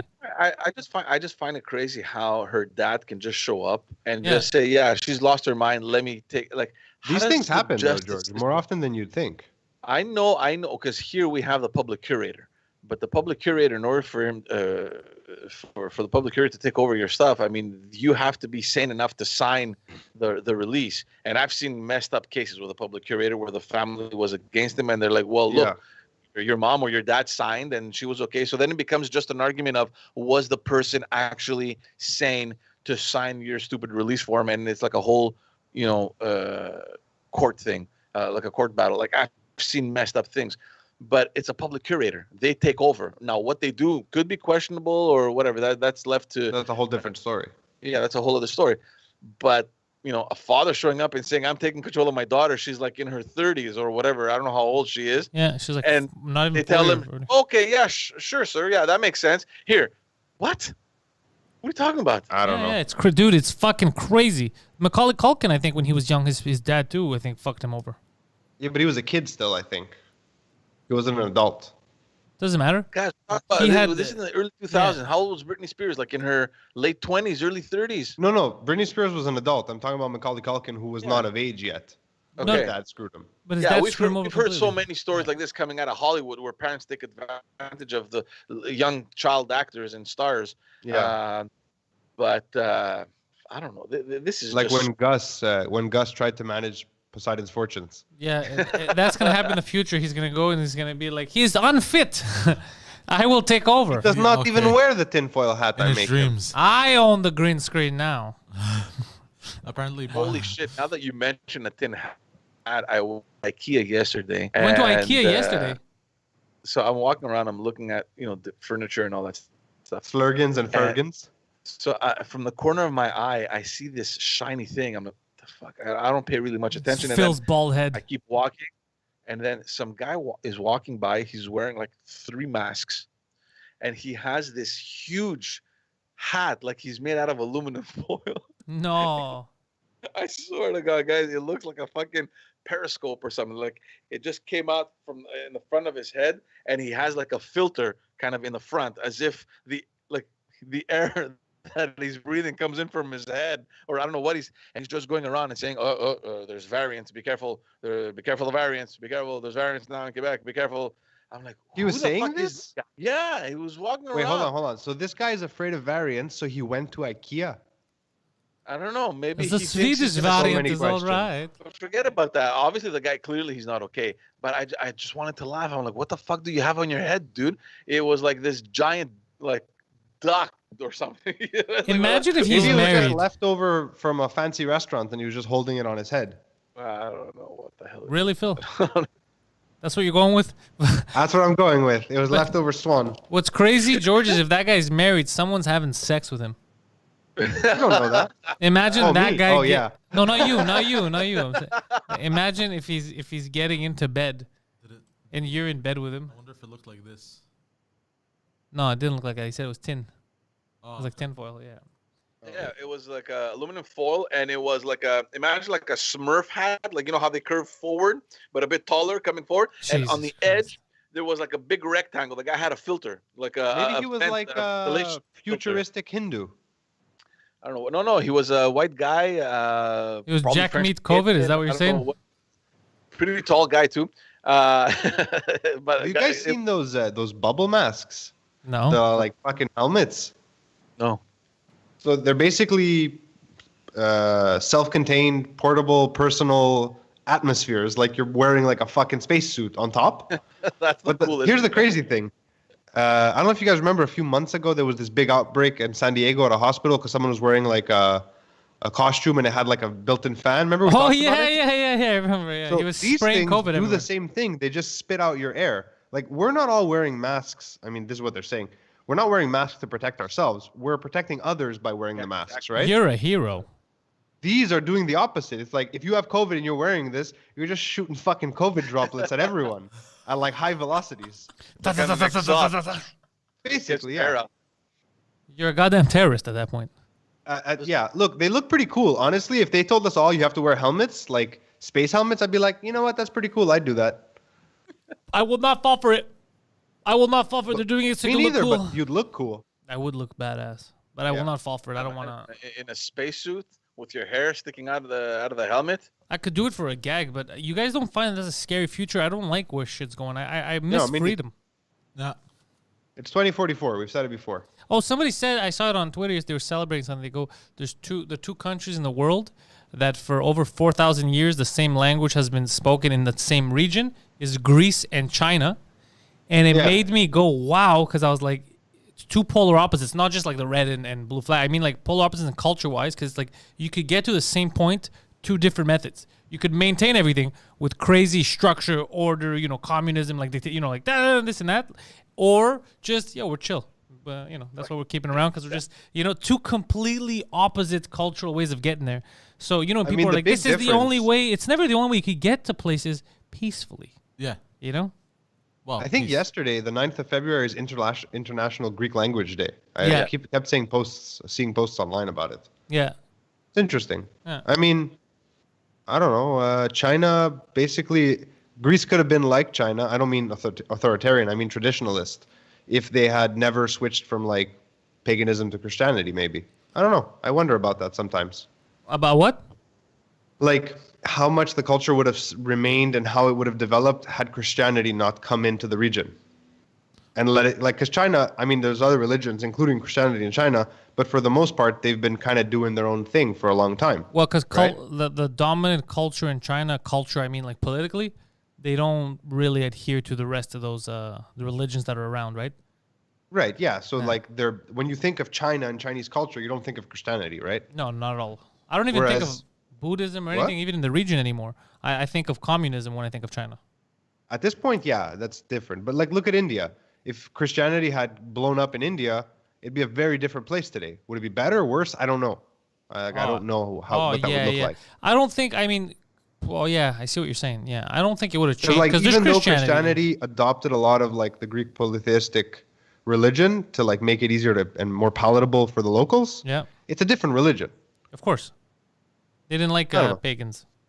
It's just a thought. I don't know because what I'm saying is your religion is part of your culture, but also culturally, what the Greeks had back then that they still do now, that whole go the logical route, argue, debate something. That still exists, even though the gods are different.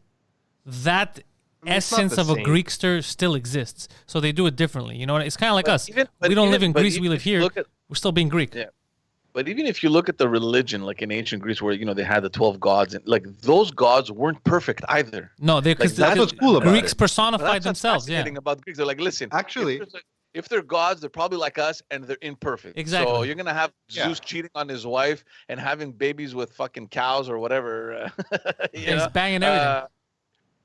And it's just Dan it Harmon. I read yesterday that Dan Harmon is developing a animated comedy for Fox that takes place in ancient Greece. Yeah, Dan Harmon is the guy from Community.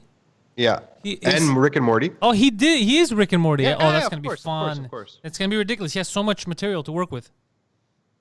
Apparently, the whole premise is a bunch of people trying to run one of the world's first cities. Oh, that's gonna be funny. Yeah, it's pretty funny. It's a pretty funny pitch. I'm down. I can't wait to see it. 'Cause 2022 though. Everything that works now, like just imagine the trial and error, where you're like, are you really? Everyone's gonna vote, and then you realize this the first time you're like, all right, look, we gotta change Even it. Steve. Second vote, you're not allowed to vote. It's gonna be fucking funny. Yeah. There's a lot there. Yeah. So guys, I need to duck out early because I got to take care of something. Go. George, you're sticking around for the episode, right? Wednesdays. Yeah, we're almost done anyway.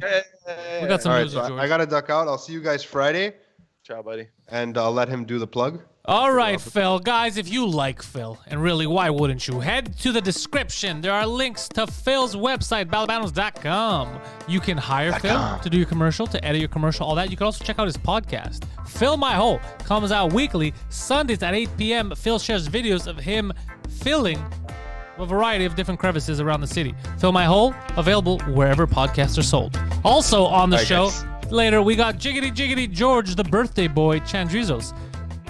Subscribe to all of his podcasts, the Backstage Podcast and Just As Dads. Also, follow him on social media, Facebook, wherever you want, link in the description, and wish him today a very happy 40th birthday. The man is older, a little bit wiser, but he looks 10 times cooler for some fucking reason. The hat, the glasses, the beard, all together, they're coming together. They make him look like a real goddamn broadcaster. So Jiggity George Chadrizos, he's got a podcast coming out for you every week, all right? Whether you like the Backstage Podcast with hard-hitting interviews or if you like Just As Dads, where fathers get together and complain about their children, he's got you covered. Just As Dads, wherever podcasts are sold. Linked in the description. Also, our producer, if you like video games, the Poseidon69, you can catch him on 2 Drink Minimum, but also on Twitch. Twitch.tv/ThePoseidon69 is where he goes, plays video games, and yells racial obscenities to strangers. ThePoseidon69, Instagram, Twitter, Twitch.tv/ThePoseidon69. Links in el descripciones. All right, G, we're back. So tell me something. This kid Claudio, he's alive. He's doing. Claudio well? is alive. He has crutches, but he's alive. He's he's fine. He's fine. People were asking, is he dead? No, he's good. He's in the chat. He's chatting. He's good. He survived. But it was a great moment. So good. So good. So good. We recap it on 2 Drink Minimum today. It's like the most memorable thing that you guys have done in fucking a year. This is gonna stay on for like fucking. It's gonna be tough to beat this one. It's gonna outlive us. I don't know what you're thinking next, but this is fucking top. I'm not thinking anything. I think I'm done with the surprises for a while because I'm moving on to the next thing, which is the web series. So I'm putting my energies in that, and I think this is a good way to go out of those type of scenarios. It was good high. It hit hard, so now I could focus on some other things, and then we'll surprise people next year. Some shit. So what are you working on? What's up with his web series? It's a web series. It's loosely based on us and the people around us, like everybody in the Pantelis extended universe. I don't know what to call it, the 2 Drink Minimum extended universe, the Pantelis extended universe, whatever the fuck it is. And and we're just taking stories, stuff I've said on stage, stuff that's happened to us, and we're putting them together and just making a show out of it. Amazing. Yeah. So they're gonna be short episodes. We're looking to complete the season for 8 episodes. I was thinking, and it comes out weekly, and then you'll have 2 months of shows. That's what I was thinking. Yeah. Maybe up to 10 minutes an episode. Put up on YouTube. Yeah.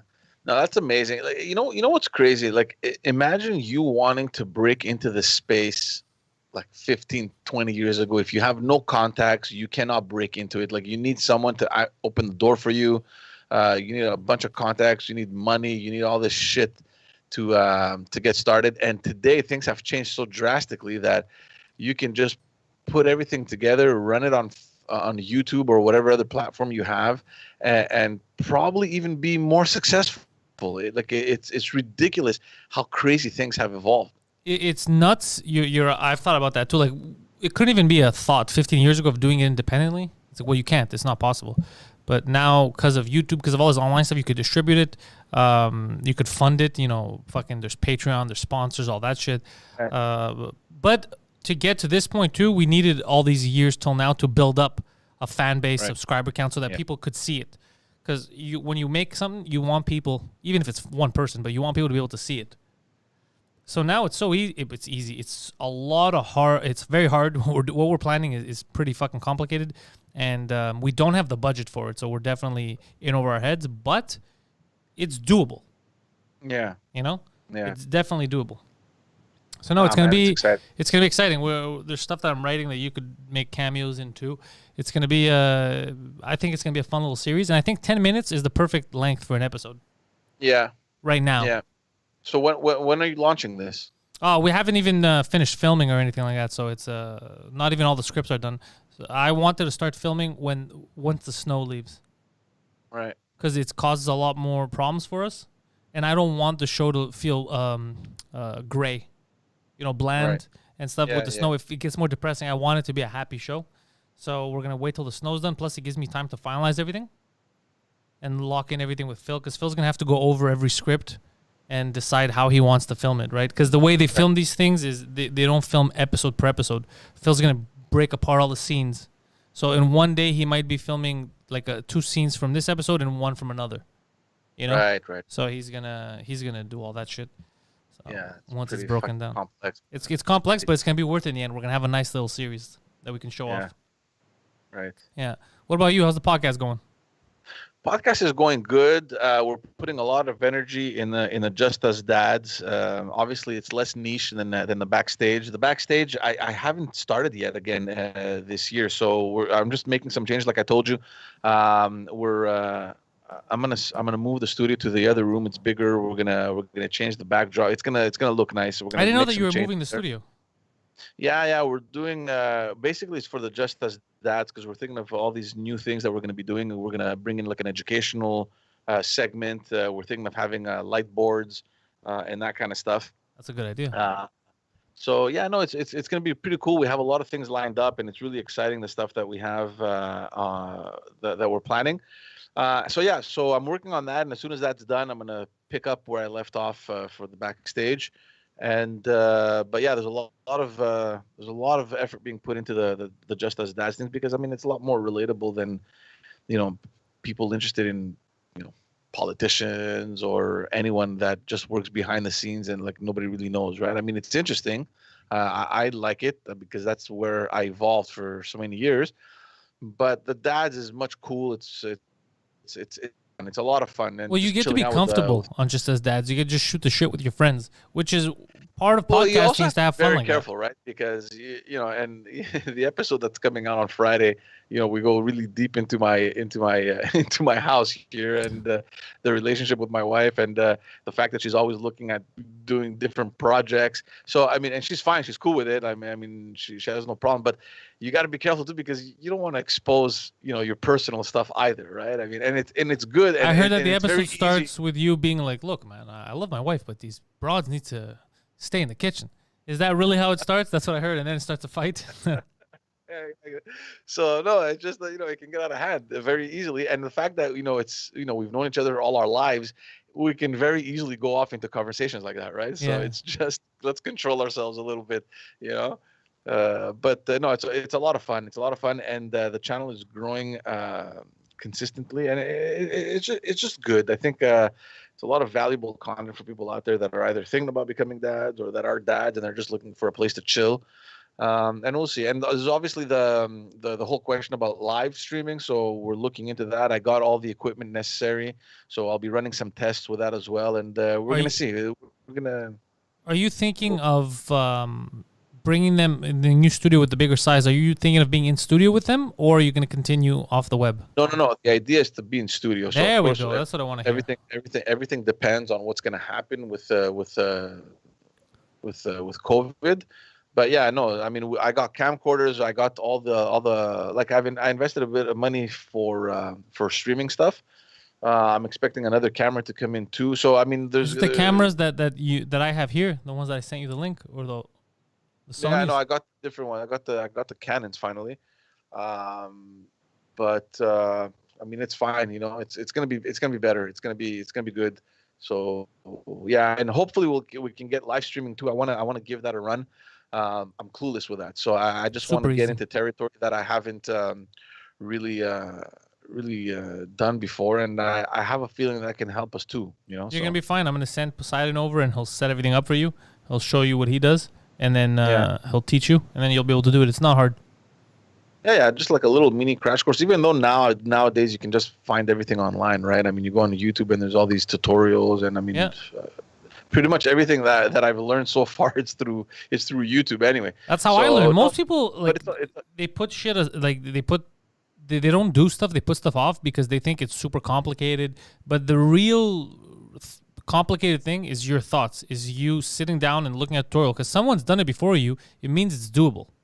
Exactly. And if idiots like me are doing this, it's definitely doable. No, so there's that, and then we're filming little video clips as well now. So we're just putting all this material out. So it's gonna be a lot of fun. It's a lot of fun, and look, it's crazy how things evolve, man. Because you know, all this started as okay. Let me just have more time available. How am I gonna keep myself busy, right? I mean, this is how it all started. And I remember coming to you, and I'm like, "Listen, dude, I'm starting a podcast. What do you suggest?" And I'm fed up. You know, you were huge in helping out there. But literally, the dads thing, it started like on a weekend. You know, like we got together for baptism, and I'm like sitting there looking at these guys talking, and I'm like, this has to be a fucking podcast. There's no way that there's nothing like this out there. I mean, just guys chilling, talking about their wives, their kids, their situation, and there's very little out there about dads, man. I mean, there's quite a bit, but I mean, not specifically about dads. Like there's probably for sure, but there's not as much. You're right. It's a niche thing. No, there is. I mean, we can't say there isn't, but there's a shitload about moms, right? Yeah. Very yappy, these broads.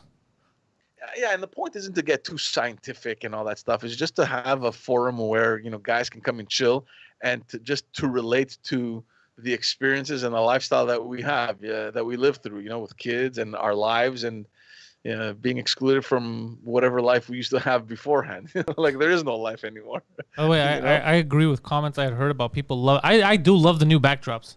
I love the new blue and all that. It's nice. It's nice to look at. For the morning show, George. Yeah, I'm liking the new layout. It feels they're great. It's warm. Great.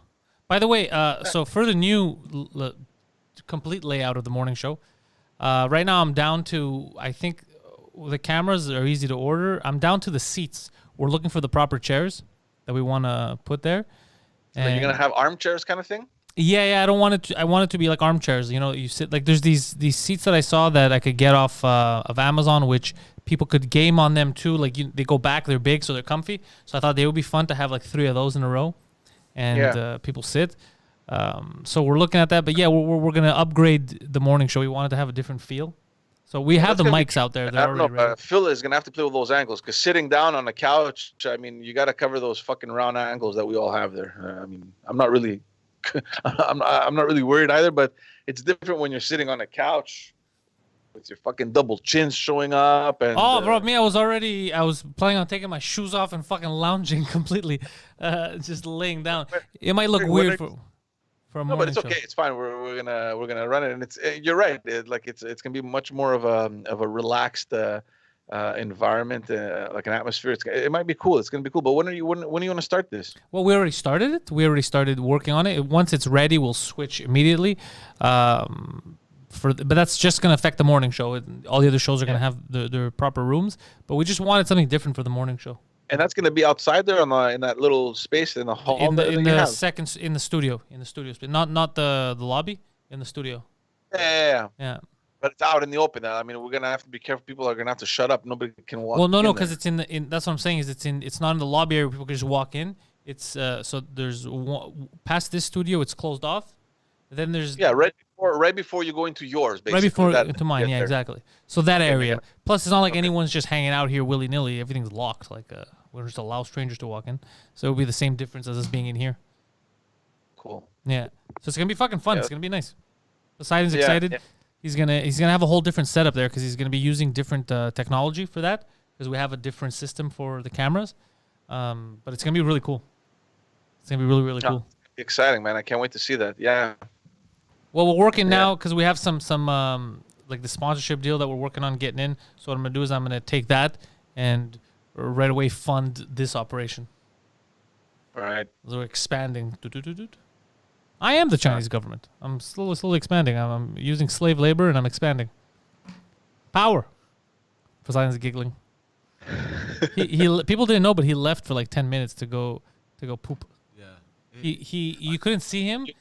Are you okay, Poseidon? Are you feeling okay? He I stopped. saw you turn fucking white and then just jet out of the door. He hunched over. I thought he was hurt. I was like, I'm trying to give him a thumbs up, and then he's trying to give me a sign that he has to go take a shit. And I think he was like, International. and I was like, Jesus Christ, okay. He's going like this, and he's like, and he just ran out. that coffee hit a little too hard. Yeah, it was just fucking crazy. It's just the way he was acting. I was like, Jesus Christ, man. It's coming. Yeah, he went full fucking sign language. I hate it when it fucking happens when I'm doing something. It always happens at the worst times. Yeah. I don't know why. Yeah. Well, we're gonna have another story next week probably. But G, he's laughing. He knows.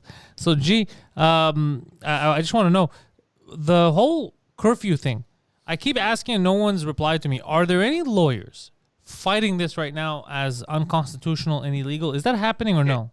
Yeah. It's funny that you're mentioning this because I think Monday there was a report that there is a lawyer that tried to contest it constitutionally and it failed. How? It failed because and remember, this is the question that we were asking ourselves: are our rights and freedoms, do they supersede government decrees? Yeah. Apparently not. I mean, the government made a decision, and it's it's during extreme measures, and that passes. Whatever the government says as new rules or whatever, they need to be respected. And there was, I can't remember the number, man. I should have kept that article. But there are, I think, since the beginning of the pandemic, over 4,000 or over 5,000 tickets that have been given. Of those, like think about it, $1,500 tickets. But I can't remember the number of those tickets that had been contested, and of those contested tickets, 98% of them failed. I mean, like they kept the line. So the decision was reversed. So, basically, they couldn't contest it. They lost. They had to pay. What? Yeah. So that just goes to answer the question that we all had. So basically, we turned into China overnight. So anything. So we have no. So our rights are meaningless. So you're telling me that the whole Charter of Rights and Freedoms, that shit's not. Well, has no power. Look, nobody here is a lawyer, and we can't really get into the explanations of how it works or how it doesn't work. You said a lawyer tried to go up against this, and they told him go fuck yourself. Yeah. I see. So essentially, and the fact that all the tickets, or almost all tickets that have been contested, weren't reversed. So they're firm on those decisions. You got to pay the fucking money. The question now is, what happens if you don't pay? Are there any, like, what are the consequences? Can Like, you are they end up gonna in put you in jail? jail? Are you gonna go to collections? Like, what is it? What are the consequences? Before jail is collections. I read this a few weeks ago. They basically send a bailiff to your place and they try to collect off of. That's what a dirty government. But It this is is- fake, made up stuff. First of all, how is that gonna fight COVID? You stealing the guy's TV? Yeah. Get the fuck out of here, man. Look, This is crazy. This was the bailiff always existed, by the way. No, I know, but I'm just saying right now they're like, oh, you have to pay this because it's for COVID. So that's why we're taking your flat screen. But not when it came to the government, man. When it came to the government, if you own the government money, I mean, there's always ways that you can come into agreement with them. Eventually, yeah, maybe they're going to seize your accounts, whatever. There's always ways for them to get their money back. They're not going to show up and get your couch and your fridge. Like, that Look, doesn't happen. No. I read bailiff to certain stuff that you don't need for survival. So oven they can't take, fridge they can't take. But still, the fact that they can take your TV or your couch, that's crazy. Yeah, that's insane. It's like we're not in a country anymore. We're in a village. Yeah, no, this is completely insane, bro. We're living in a. It's because people are letting it happen. That's it's the only not- reason. it's not because the democratic. government's acting tough, right? Yeah. Because they're see, look, we had that. That was the big question mark, and we were always wondering what happens if you go to court. Like, if I get a ticket, $1,500 in the back of my mind, I was like, "Fuck this shit! I'm contesting it. Yeah. I have rights and freedoms." But apparently not. I mean, most of the contested tickets haven't been reversed. So, But for all we yeah. know, a lot of the people that are contesting tickets may be morons. I don't know, man. Like I've contested tickets in court, and I've seen people before me just be retarded. And I was like, you could have easily contested that, but you're proving that you're wrong and you're a liar. So obviously you're gonna lose. Like it's just dumb. One guy, his strategy. Remember the day that we went, he was crying. His strategy was to cry. Oh yeah. It was terrible. That doesn't work. The judge is like, wait. Told him, I was going to work, and oh my god! It was, I remember The Chinese guy. I don't know. I remember his story. Yeah, because he's a nurse or whatever. Yeah, he was saying that he's a nurse. Yeah, and I just, when I see a life in danger, I can't help it. But She's like, but you didn't see a life. You were on your way to work. He's like, well, you just said I'm a nurse. He's like, what does you being gay have to do with anything? And he ended up paying. He ended up losing. Yeah, and then I was looking over at him. I go, why the fuck is this guy crying? I was just standing there like, Yeah. what the fuck is going on? So there could be a lot of people that go in and they're like, Your Honor, look, bro, I know I was supposed to have a party, but the party was lit. I'm like, yeah, you're paying this fine. You're a dummy. You're like, dude, your son was there. Don't make me come out public. Yeah, exactly, yeah. So it's just like maybe there's situations because like let's say the nurse that got stopped because they check her papers after curfew. There's no fucking way that they can let her pay that ticket. Yeah, you honestly. can't pay that ticket. Yeah, I'm sure there's probably going to be times like like exceptions like this where they're gonna grant it, but and it's funny because it came out on Monday and I was like, oh, this is gonna be excellent. I can't believe I didn't bring it up during the episode, but yeah, they there's numbers now. There's but 5,000 tickets, man, like or 4,000 or 5,000 tickets. I can't remember the number in a year. I mean, that's ridiculous. They were talking about something like over $7 million that they've made only in tickets. 7 million. Like over $7 million in a year, Jesus Christ. or since April, whenever it was, in the last 9 months, just on tickets. What you got, Poseidon? Somebody in the chat said about the bailiff story. It happened Yeah. to his mom. When he No. was a kid. The bailiff put all the furniture and shit in the alley, and he got police to have her stay like 50 feet from the block. She basically lost everything. Wait, they put them in the alley and they just let people take them? Yeah. So But basically, this they is didn't, what, this they is didn't go- even but collect this is on money. government related. This is the government that sent the bailiff, or But it was doesn't matter. related? Well, at this point, I don't care whether it was the government or not. That's crazy because now you're not even going to collect anything for money. Now you're just being petty. Yeah, exactly. Yeah, that kind of shit can't stand, man. In a free country, that kind of shit can't stand.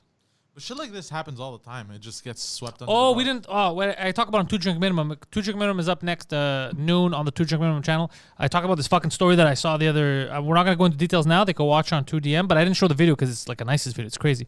The couple. You heard about the people that got shot in Philadelphia for snow shoveling?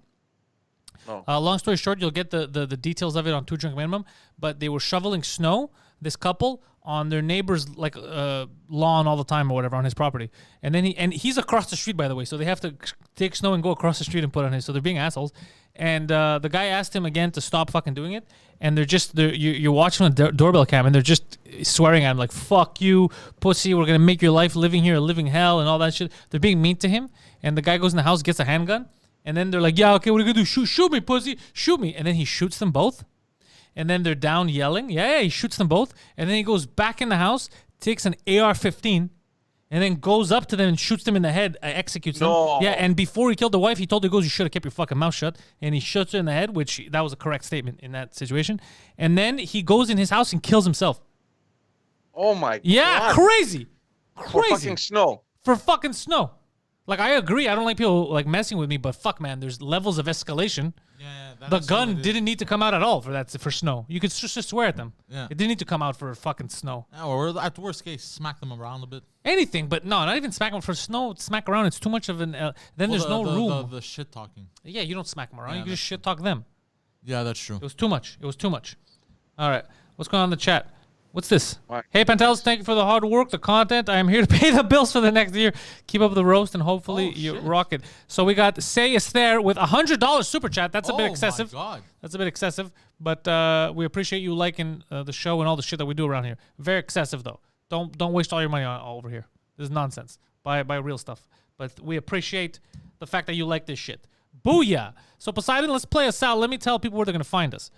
Your man Poseidon is on Twitch. Twitch.tv/theposeidon69. If you're on Twitch, join him on Twitch. He plays video games and he yells at people. A lot of racial shit is being said, and it's mostly by him. George Chickity Chanjuzos has 2 podcasts. The Backstage podcast, which is restarting soon, where he finds politicians backstage and asks them all the hard-hitting questions you wish you could ask them. For example, how's that egg sandwich, bro? That kind of shit that we learned. Also, he's got a podcast with new episodes that drop Fridays at noon. Just Us Dads, the podcast for dads by dads about kids. That's basically how they're selling that show. It's available wherever podcasts are sold. Links to George's stuff are in the description. George Tadizos at tadizos.com. He's got that link in the description. So go there, click, support him. It's his birthday today. Wish him a happy birthday. Subscribe to all his podcasts. Do all the good stuff. For me, patreon.com/Pantelis is where you get exclusive content. Patreon is where we go to fund this entire psychotic operation. So patreon.com/Pantelis. We're dropping new stuff every week. We got a Chad Zumok episode that's up there for the remainder of the week for patrons. Then it goes public next week. We got a French cast coming later in the week. We're recording it today. All kinds of fun stuff. In Bed with Poseidon every Saturday. Saturday, 4 p.m. He will be back with Annabelle, and they might even have an extra guest this week. So it's a lot of fun. Plus, it's almost noon. It's noon right now. 2 Drink Minimum. Head over there. 2 Drink Minimum YouTube channel. Watch the new episode. A lot of fun. We talk about Poseidon's return. Thank you guys. And go fuck yourselves.